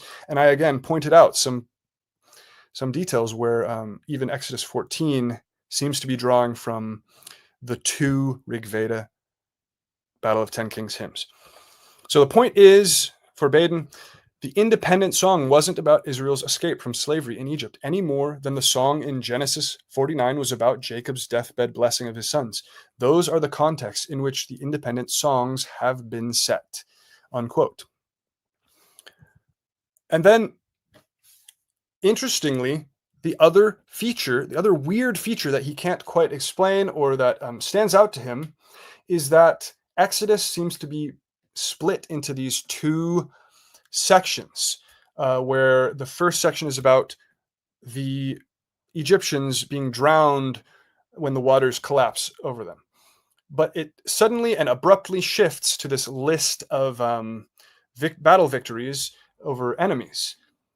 And that's exactly what happens in the Rig Veda hymn that I pointed out. And not only that, but that scholars believe that the Vedic hymn is that way because the second half of the hymn is describing a separate battle, the later battle where they get when they're closer to their final destination, where they set up their kingdom, and that is the Yamuna River, I think. So the first one, so it mentions the Parushni River is the first half, and then the second half of the Rig Vedic hymn is about the Yamuna River and multiple other tribes and enemies that they kill, that they defeat in sequence there. So that structure carried over into the Exodus hymn, but it stands out as not making a ton of sense to scholars like Joel Baden. Even it's still there. It has there's a reason for it existing in the Vedic hymn, but it's just there in the Exodus hymn. It doesn't have a clear reason why these two parts would be joined together in this hymn. So Baden says, quote, regardless of age, the song comes in two major sections: the battle scene in 1 through 12 and the guidance scene in 13 through 17. Some argue that these were originally separate poems since the content shifts so dramatically, unquote. And that break is quite literally there in the Vedic hymn because it is telling of two separate battles. And so the context shifts. It has a clear and coherent explanation in the Vedic sense, tying into the history that's being told about. But in the Exodus version, it no longer has a clear explanation. That is a hallmark of borrowing, of direct borrowing. It's similar to a blind motif, but not quite the same. But it has the same kind of concept where something in the source text, it had a reason to be. It made sense, whereas that gets carried over into the adapted text, and it no longer, you at least don't know why it's there anymore. Why are there these two sections? It doesn't have a clear basis anymore, so that it's so striking that some scholars think it was two poems originally. Okay, so I hope that point gets across. So when could the Vedas have been written down? Okay, I'll go into that maybe at the end, but so yeah, I want to just hopefully, those points are easy to absorb enough. I don't want to belabor them too much, but it is quite fascinating.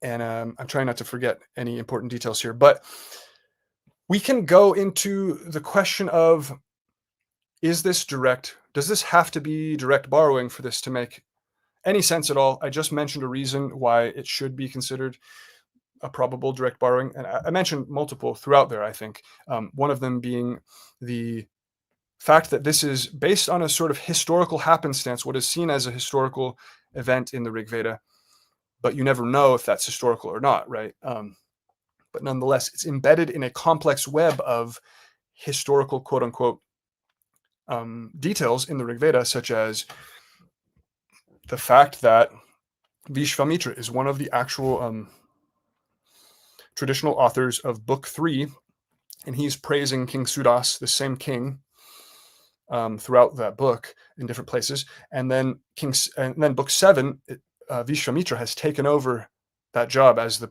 priest of Sudas, and they are breaking away against their kingdom, against the 10 kings.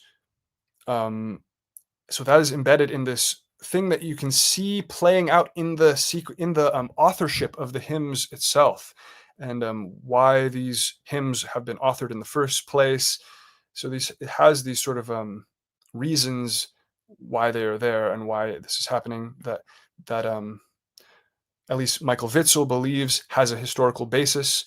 Jameson and Brereton, Jameson says that, again, she's rather agnostic about whether this is historical or 100% historical in the Vedic case. But she also doesn't say that it's not for sure. But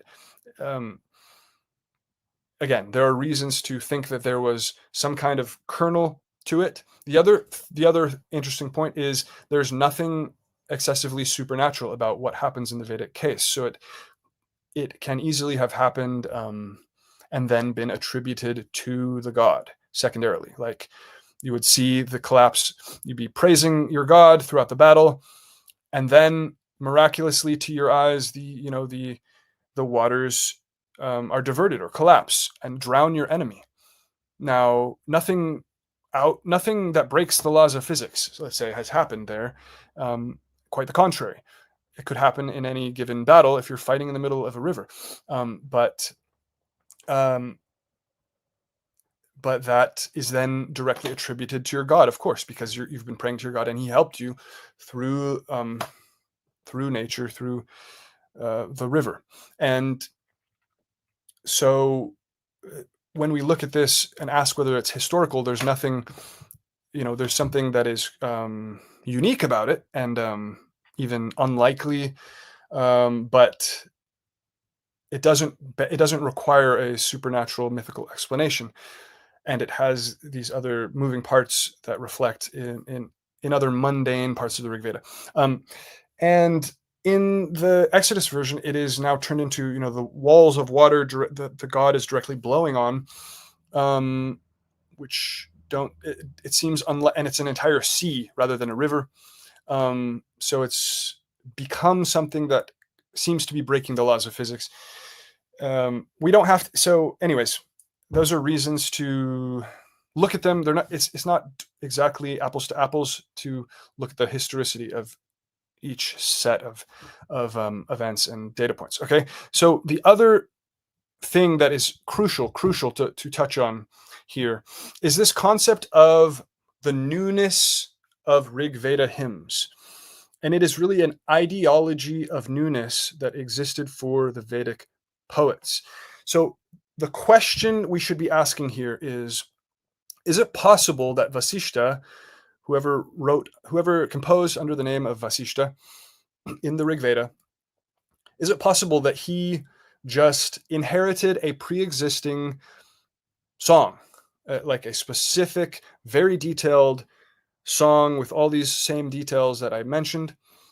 Could he have inherited that from a from an Indo-Iranic, from an Indo-Aryan earlier time period that was just passed down to him, and it's an older song that then was inherited also by the Israelites, or could connect to them in some way, right?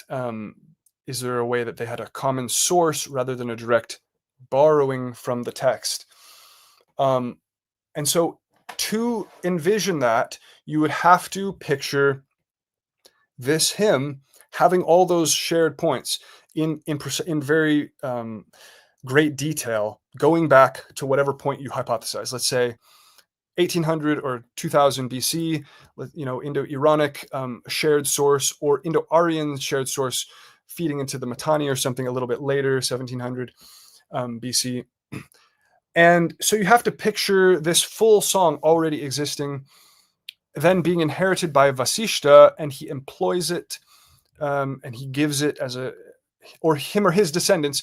So this song is probably, they believe it's composed by the grandson or great grandsons of Vasishta once they've arrived at their final destination, of course, looking back and potentially using material from the time itself if Vasishta wrote lines, but it's a looking back hymn from by basically the great grandsons. In any case, they Witzel, for example, Michael Witzel believes that this Battle of the Ten Kings happened around 1350 BC, give or take, a pretty broad, loose amount of time. And then if it was composed by his great grandsons, that's another 100 years, give or take.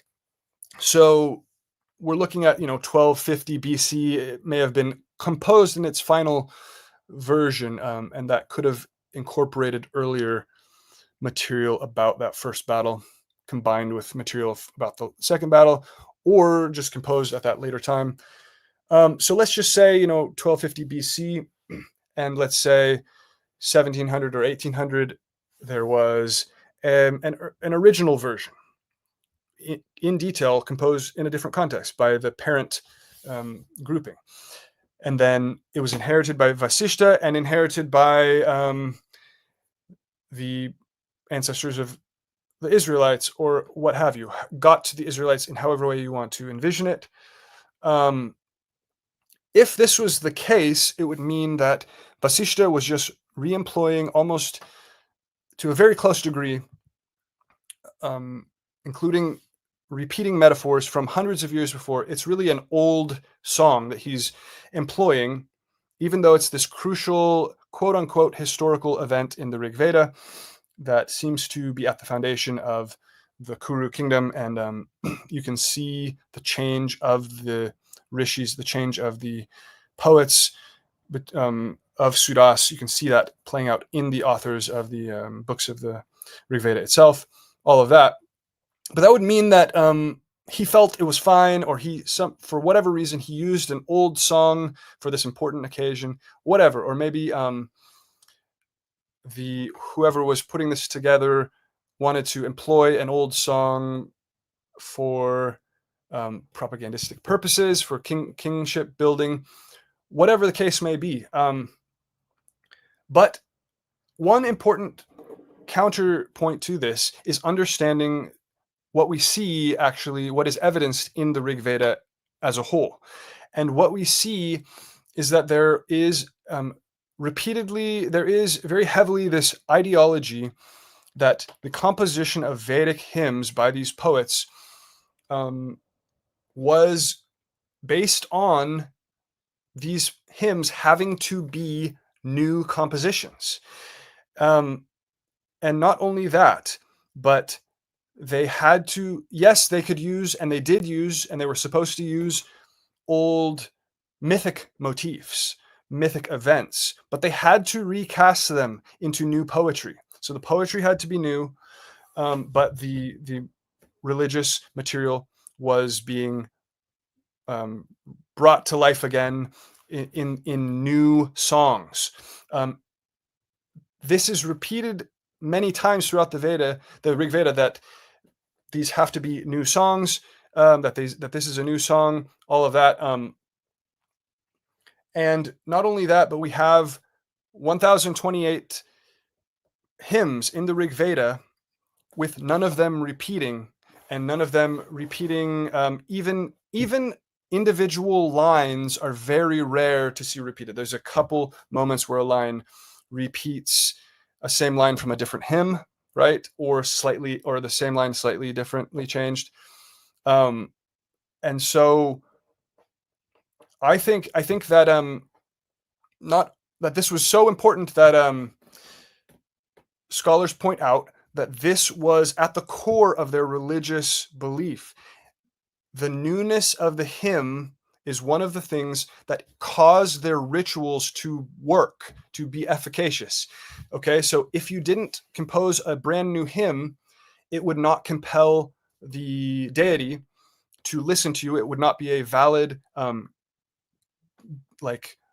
valuable gift to the deity. It would not bring them to give you gifts in response. So it would not make the sacrifice work if you used an old hymn. It had to be new. It had to have new metaphors, new structures, new lines, and had to be cast in a new way. So scholars go into why this is the case a little bit. So, and not only, I should point out along with this, in the newness of the hymn is repeated verbatim, directly in several hymns in the Rig Veda. Okay, including the one we're talking about. So in Rig Veda 7.18 that we're talking about, the Battle of Ten Kings hymn, he directly says that he has the newer speech, and that is referring to sacred speech specifically. He's talking about the opponent priest cursing and boasting at the waters, and cursing at us of the newer speech. So it's him, the priest Vasishta, versus the other priest, and he's saying we have the newer speech, and that is invoking this concept that I mentioned, and that is in this hymn. So if he's invoking having the newer speech, and he's reusing a hundreds of year old song, that would be some kind of violation. That would be very within the ideology that we see at play in the Rig Veda. It would make no sense. It would be um, counter efficacious, all of that stuff. So scholars say, quote, okay, sorry, one more from the Rig Veda, an example of this, quote, this is from a hymn itself. During your sacrifices, may the poets who desire the gods praise heaven and earth with homage, so that they come, their best poetic formulae, never similar. And that is a word meaning incomparable or unlike. Never similar. That means the formulae must be new in the new hymns.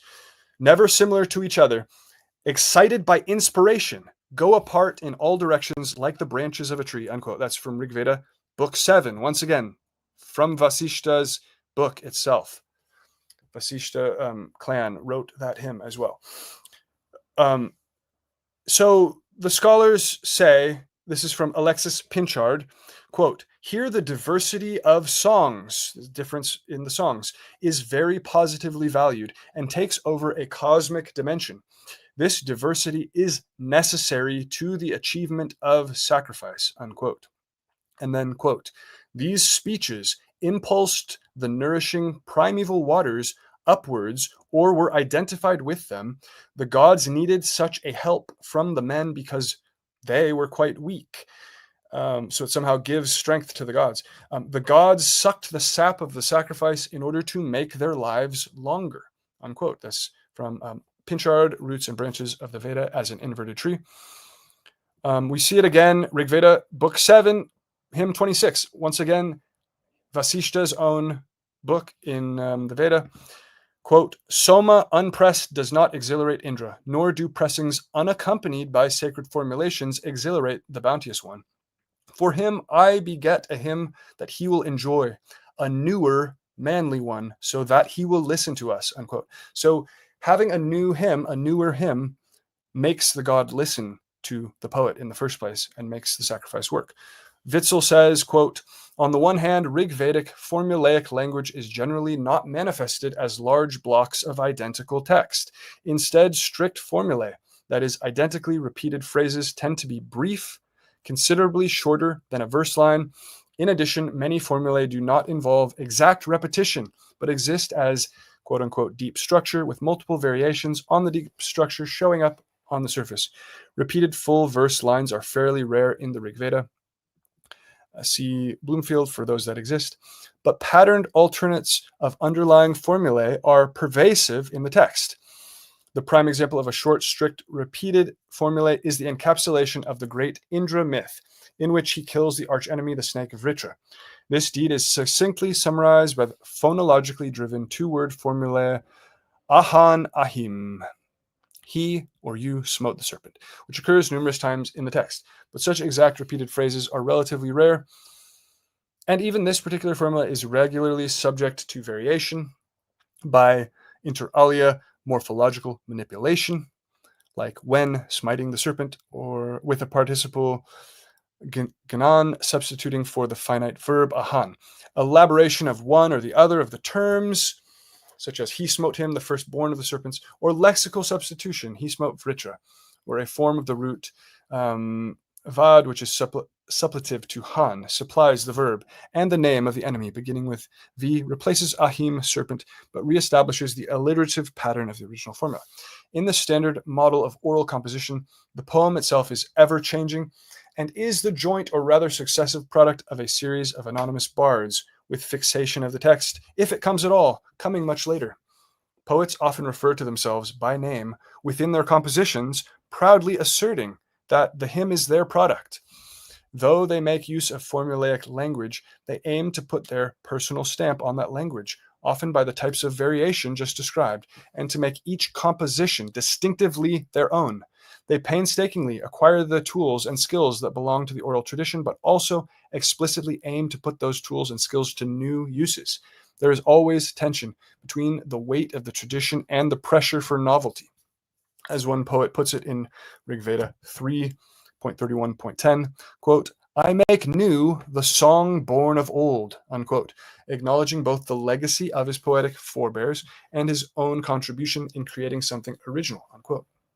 Witzel explains the significance of the term shraddha, meaning to place the heart in or on, and cognate to Latin credo, often misleadingly translated as faith, originally referred to confidence in the efficacy of the ritual, i.e., its ability to motivate the counter gifts from the gods. And also connecting this to, quote, the release of divine inspiration to latter-day poets who want to compose a new song, that is Brahman, or a sorcery spell, and who want to make truth work. So it has to make truth work, satya kriya, unquote. The extraordinary power and prestige accorded to verbal behavior is another important aspect of Vedic thought that is visible from the earliest times. The very existence of the Rig Veda is a tribute to this notion. The multitude of elaborate hymns directed to the same divinity, composed by a variety of bardic families, results from the belief that the gods were most pleased by the newest hymn. As the text often tells us, the gods of early Vedic were not the mere dutiful receivers of a set liturgy that they became in the Middle Vedic period, but as guests at their solemn ritual reception on the offering ground, critical connoisseurs of poetic craftsmanship and virtuosity, just as the modern Hindu gods savor the stutis and stotras addressed to them in puja and other rituals. The better the hymn, the greater the reward to the poet from the patron, to the latter from the god. But what is most prized is not elegant verbal trickery, but rather the putting into words of a cosmic truth, unquote. So again, truth. And again, I think saying this is a new hymn and it not being a new hymn, I think that would also go against this idea of truth that the hymns are supposed to embody, at least ideologically.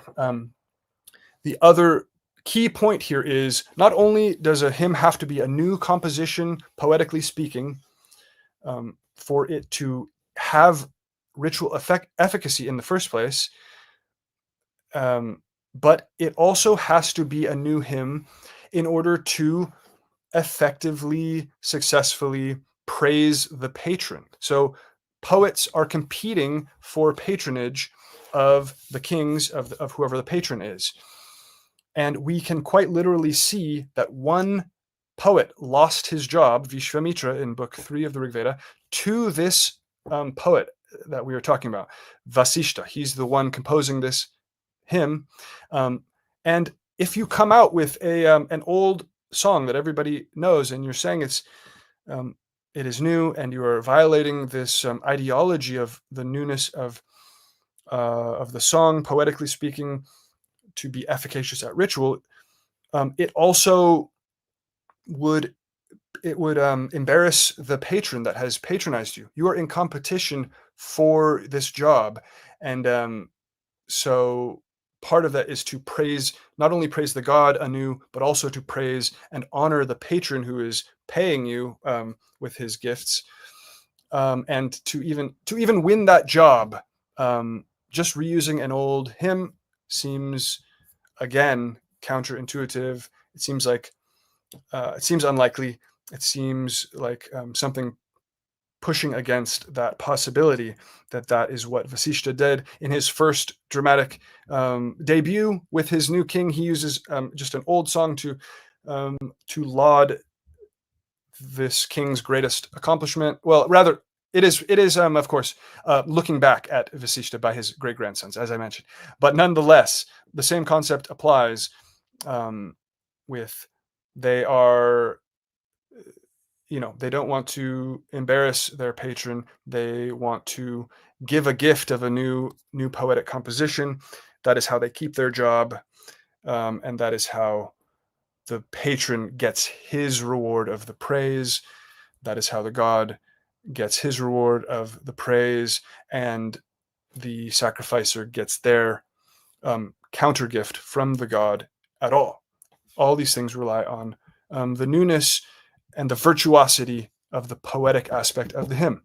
So you can't just repeat the same exact structure with the same with the same set of metaphors and word combinations being that close, there's a certain latitude to that, and how things can be recombined. But it strikes me as unlikely, because you can see, again, we have 1,028 examples of Rigvedic hymns, and that would be an anomaly, to say the least, in this specific hymn, because we don't see things repeated to this degree. Michael Witzel says, quote, philological examination of the Rigvedic passages seems especially to support the view of Tim that Brahman refers originally to a formulation, the capturing in words of a significant and non-self-evident truth. The ability to formulate such truths gives the formulator special powers and can be exercised even in cosmic forces. This power attributed to a correctly stated truth is found in the later Satya Kriya, or act of truth, which is in fact already found in the Rig Veda and has counterparts in other Indo-European cultures. So again,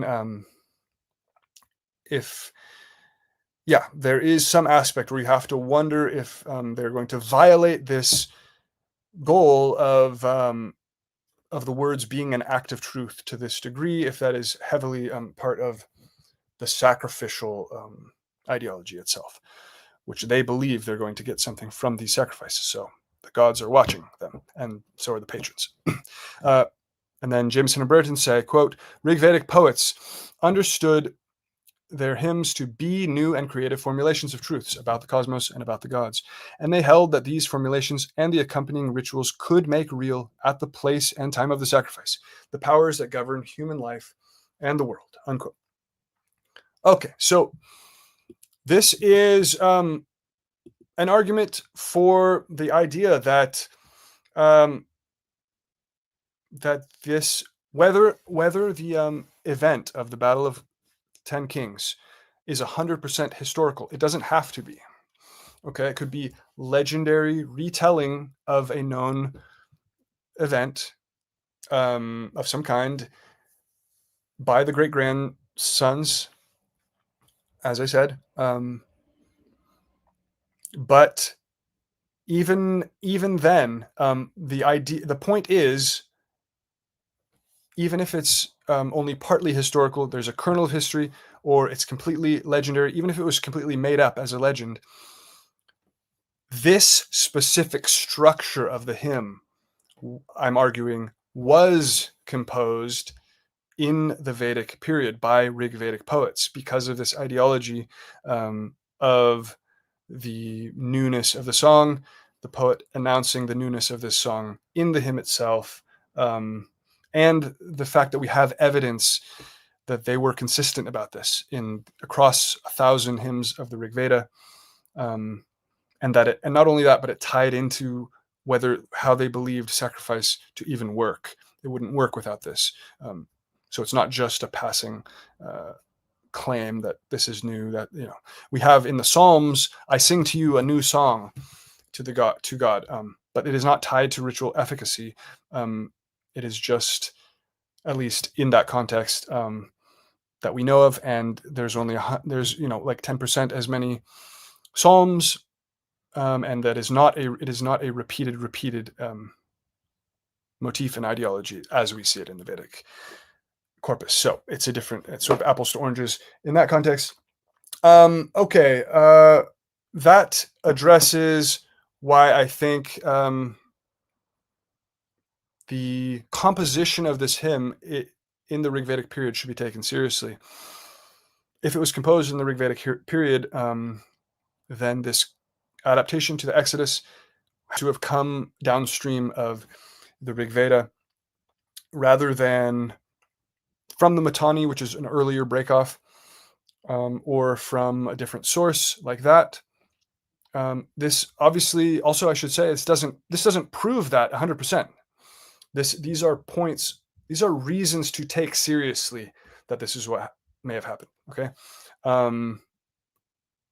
and I think it seems to me that a lot of times people will just throw out possibilities without understanding the factors like this that push against those possibilities, without understanding how in depth the amount of correspondence is in this parallel or others.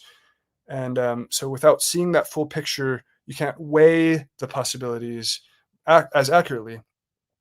The other thing about, say, a Mitanni source. So the Mitanni broke off from the Indo-Aryans. Well, okay, if they broke off from the Indo-Aryans, then it happened before this point, before the Rig Vedic uh, society, according to Michael Witzel, according to scholar Michael Witzel's interpretation, that the Indo-Aryans were a group, and the Rig Vedic Indians came from that group and moved into India.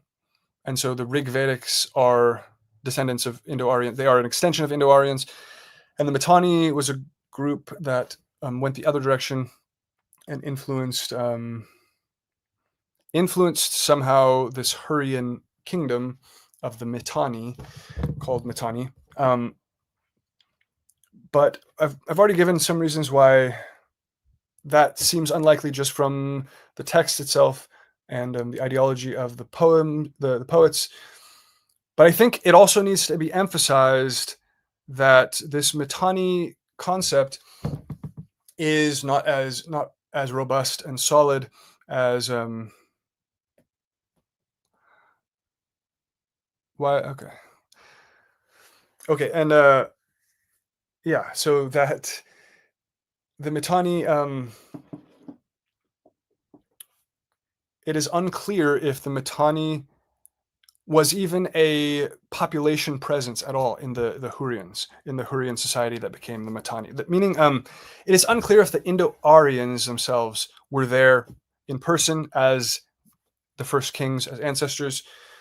There is even Michael Witzel, he's very in depth on this kind of stuff, as you can see. He painstakingly maps out the Rig Vedic poets and the historical chronology in the Rig Veda, and how this all happened, how when they're crossing this or that river, it shows a certain chronology, and them moving down into their ultimate Kuru kingdom. And so he is intensely into the details on this.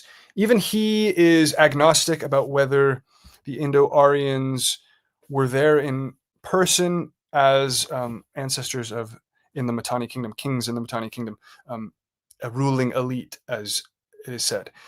Even he says they could have been, or it could have been that the early Hurrian Mitanni people were just in close contact with them and were influenced culturally as a secondary. The Mitannis copied a certain set of chariot-related terminology and honored a certain set of deities that they were influenced secondarily. Eva von Dassau is a scholar who I recommend reading what she has to say. She has written on this issue, saying, let me just pull this up for 1 second.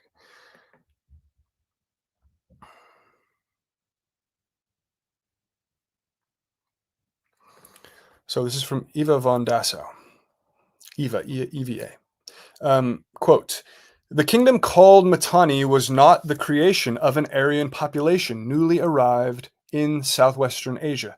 A tiny quantity of Indo-Aryan vocabulary and proper nouns became incorporated into the Hurrian language of Mitanni, while also spreading among realms with which Mitanni interacted over the course of the empire's Fluorite.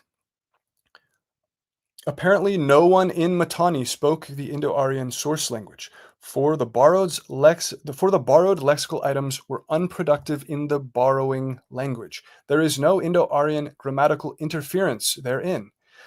And so I think that's one of the key arguments she makes, that there's no imprint or even grammatical interference with anything we see in the Hurrian language from Indo-Aryan.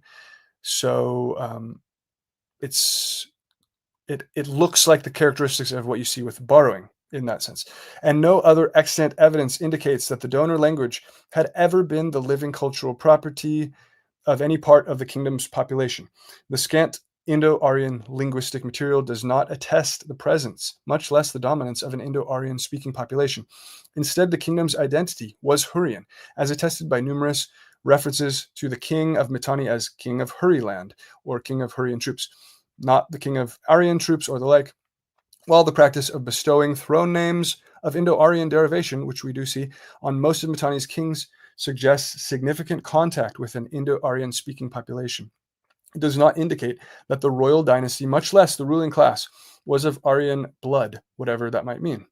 Mitanni's success did not result from the innovation of using horse-drawn chariots in war, or in any case, this innovation did not belong to Mitanni. The development of chariotry was shared by the kingdom's contemporaries and opponents, and the evidence does not suggest that it originated among the polities or peoples antecedent to Mitanni.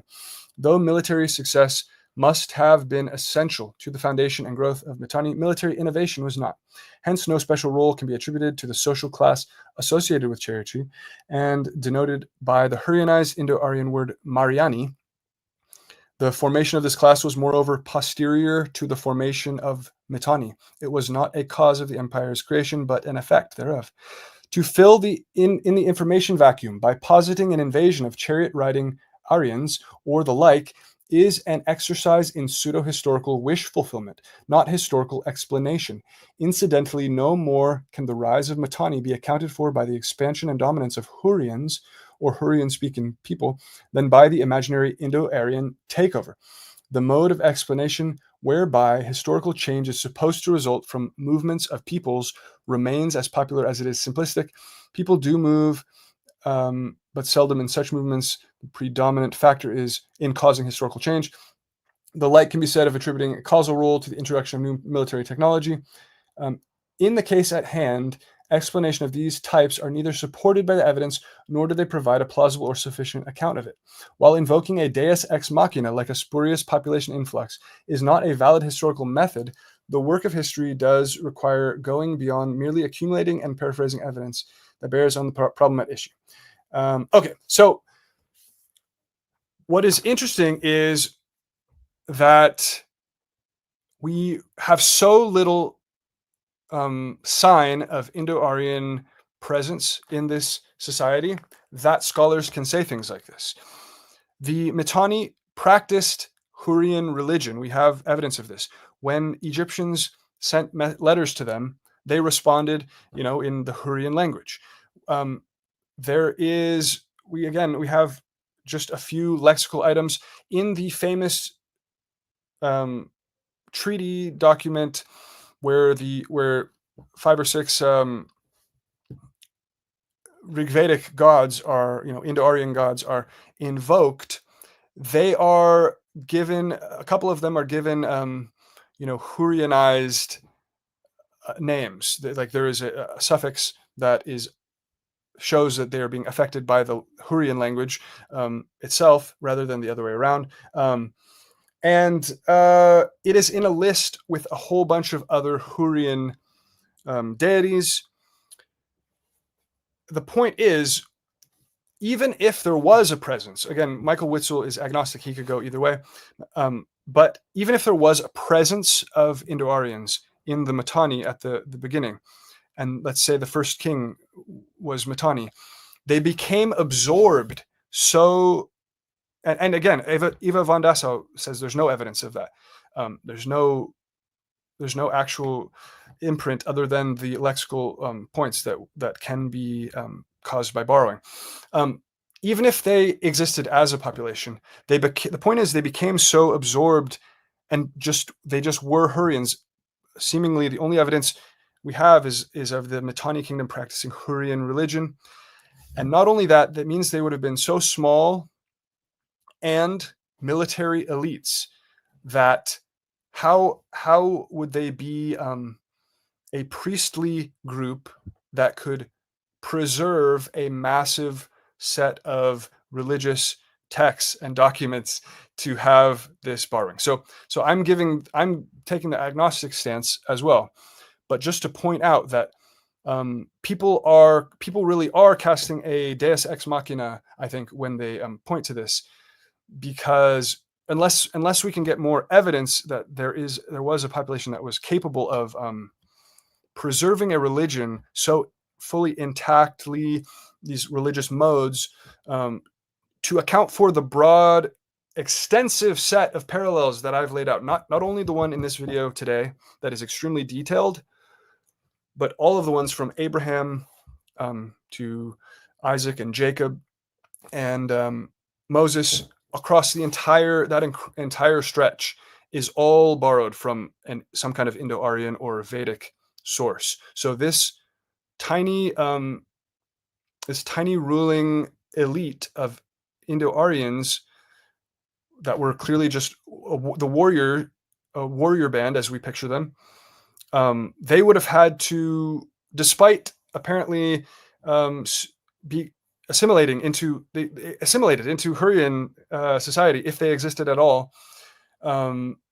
They clearly left no evidence of themselves, and they would have had to preserve this extensive religion with all its precise details. That is what a priest caste does. That is the only reason that extensive mythology exists intact for the Vedics, is because they had one of the most elaborate, extensive, and well-preserved priest castes with multiple categories of priest and complex rituals that those myths are encoding. And that required Vedic society for that to exist at all.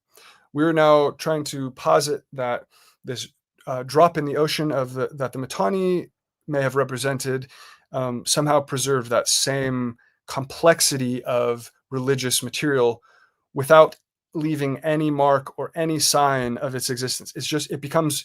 You have to realize that, I think, that without more evidence, you're following sort of a fantasy of some lost tribe, some lost remnant of a tiny group preserving elaborate things over many centuries. This set of material being preserved exactly into the Vedic material, despite the ideology of newness, that you're going against that, and then also being preserved down through an absorbed, vanished group of Indo-Aryans in Mitanni, and that somehow being preserved all the way down to when the Bible is composed for hundreds, if not 1,000 plus years, on that side as well. And there are many more reasons that I can go into why, for example, the three men of Genesis who greet Abraham, that appears in the Shatapatha Brahmana, and it is the reason there are three, why it's a triple god, is because it's reflecting the three Vedas, and that three Vedas only developed in Vedic society because of the three, there was the three types of ritual speech unique to Vedic society. Anyways, there are multiple reasons why these kinds of theories can only kind of, I think, exist if you don't have the full picture of how extensive the set of parallels are. And also, it becomes kind of just a black box, a mystery box that you can throw. Something like Mitanni becomes sort of like anything could happen, and that is true. I agree. I will stand for the fact that anything could happen. But positing a ghost tradition of this complexity, surviving with a tiny tribe or group of tribes that left absolutely zero evidence of its existence over many centuries, and then emerging in the Bible, that is much more in the realm of fantasy compared to the idea that the composers of the Bible, of Exodus, had physical copies, a ghost copy of Indian texts coming to the Library of Alexandria within a small span of years, much more believable than many centuries of a ghost tradition with no actual evidence of its origin point, or that it left any trace of existing as, what kind of complex priesthood preserved this, All those things are things that have to be taken into account, have to be taken seriously.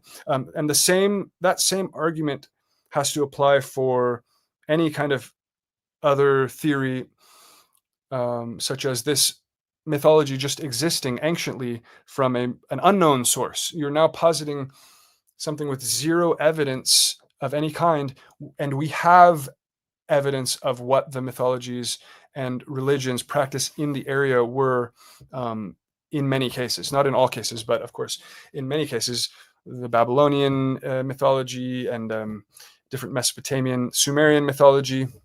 None of these match the material I've pointed to as closely as the Vedic material does. None of these specific parallels.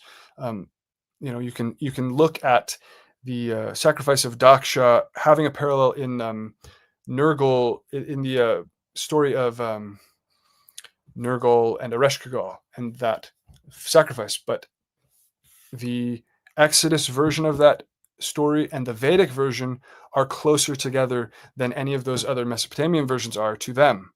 They cluster together, so which is shocking. So that's why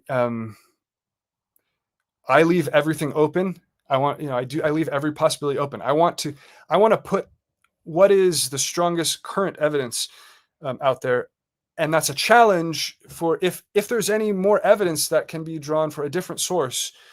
Um, you need to have a starting point of evidence to go against these other factors that I've pointed out.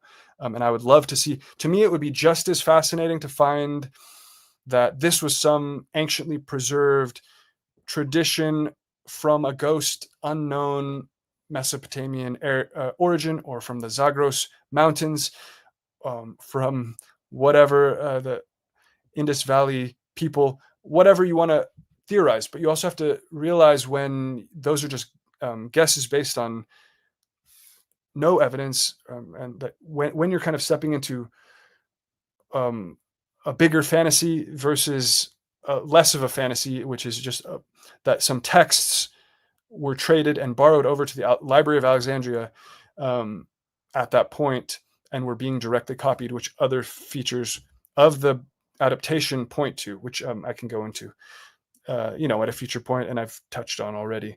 But that argument can apply to any sort of competing hypothesis, like the Kassites.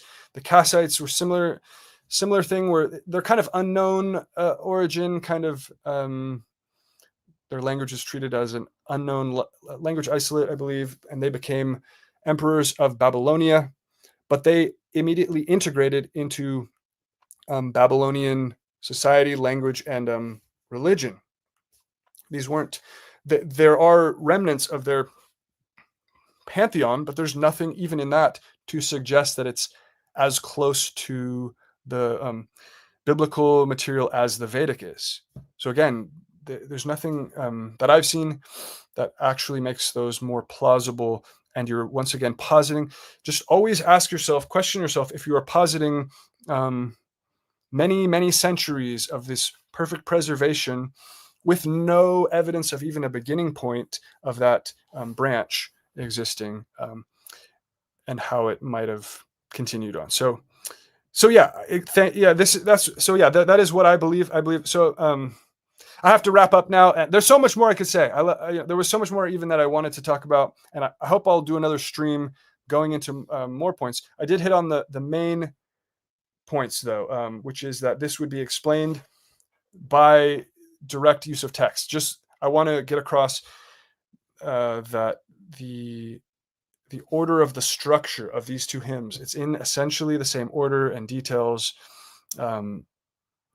I was just reading Gemerkin's article, "Can the documentary hypothesis be rehabilitated?" which I recommend to anybody. It gives a model of how, using texts at Library of Alexandria in 270 BC, there could have been a complex composition that happened, which resulted in the sort of documentary milieu. The documentary hypothesis, it could be a way of working with the documentary hypothesis to show how it was composed, even in a concentrated composition event. So, rest in peace to Gemerkin, definitely. So I recommend his work. I'm sure you guys all probably have heard of it. But anyways, I got to get going. Sorry I wasn't able to answer questions. I just kind of wanted to rant on that today to get some of this visually in front of everyone's eyes, with the historicity of the Vedas. We have here, when could the Vedas have been written down? The language of the Vedic civilization in India was Vedic Sanskrit, which remains extant today in the texts of the Vedas. These texts were first composed about 1500 BCE, codified about 900 years later, and written down probably after 300 BCE. Unquote. That's from Barbara West, Encyclopedia of Peoples of Asia. And this is a sort of, scholars don't often want to even talk about when this could have happened. But the fact of the matter is, writing bursts onto the scene in India in the 200s with like the Ashoka inscriptions of the 260s BCE. But those show a complex, precise written language that many scholars think, probably had precedence. It didn't just burst out of nothing. So it probably existed there in that window of time during the Mauryan Empire, or right prior to it in the 400s, perhaps, or rather 4th century, the 300s. So yeah, this window aligns perfectly of when India was getting writing and when definite signs of it were appearing. But they were writing on palm leaves and birch bark. The majority of writing at this time would have disintegrated and left no trace. The reason we have Ashoka's edicts from the 260s and thereon is because it's written on stone by the emperor, and so it's this massive thing. So the point is, scholars believe writing very well could have existed. There are signs of it. I can't go into it right now. I wanted to go more into that topic, so maybe we'll save that for the future. And thank you guys for listening. Yeah, there was, the Alexander just opened the floodgates at the end of the 320s to India, and there's known contacts between India and Alexandria, and in India and the West in general, because of Alexandria, because of Alexander and what he opened up with that. So I think there was clearly trade, and it is not a fantasy to think that texts were traded at that point at all. Okay. I want to talk so much more about this, so thank you guys for your time. I want to talk about the burning bush parallel, hopefully in the future. I may have to continue with this even tomorrow instead of our regular thing, or I may not. But so I'm thinking about that, whether I need to just get this off my chest, off my mind, while I'm thinking of it in the moment. So I'm gonna think about that once I take a breather. So thank you guys. Please post questions in the comments. Have a good day.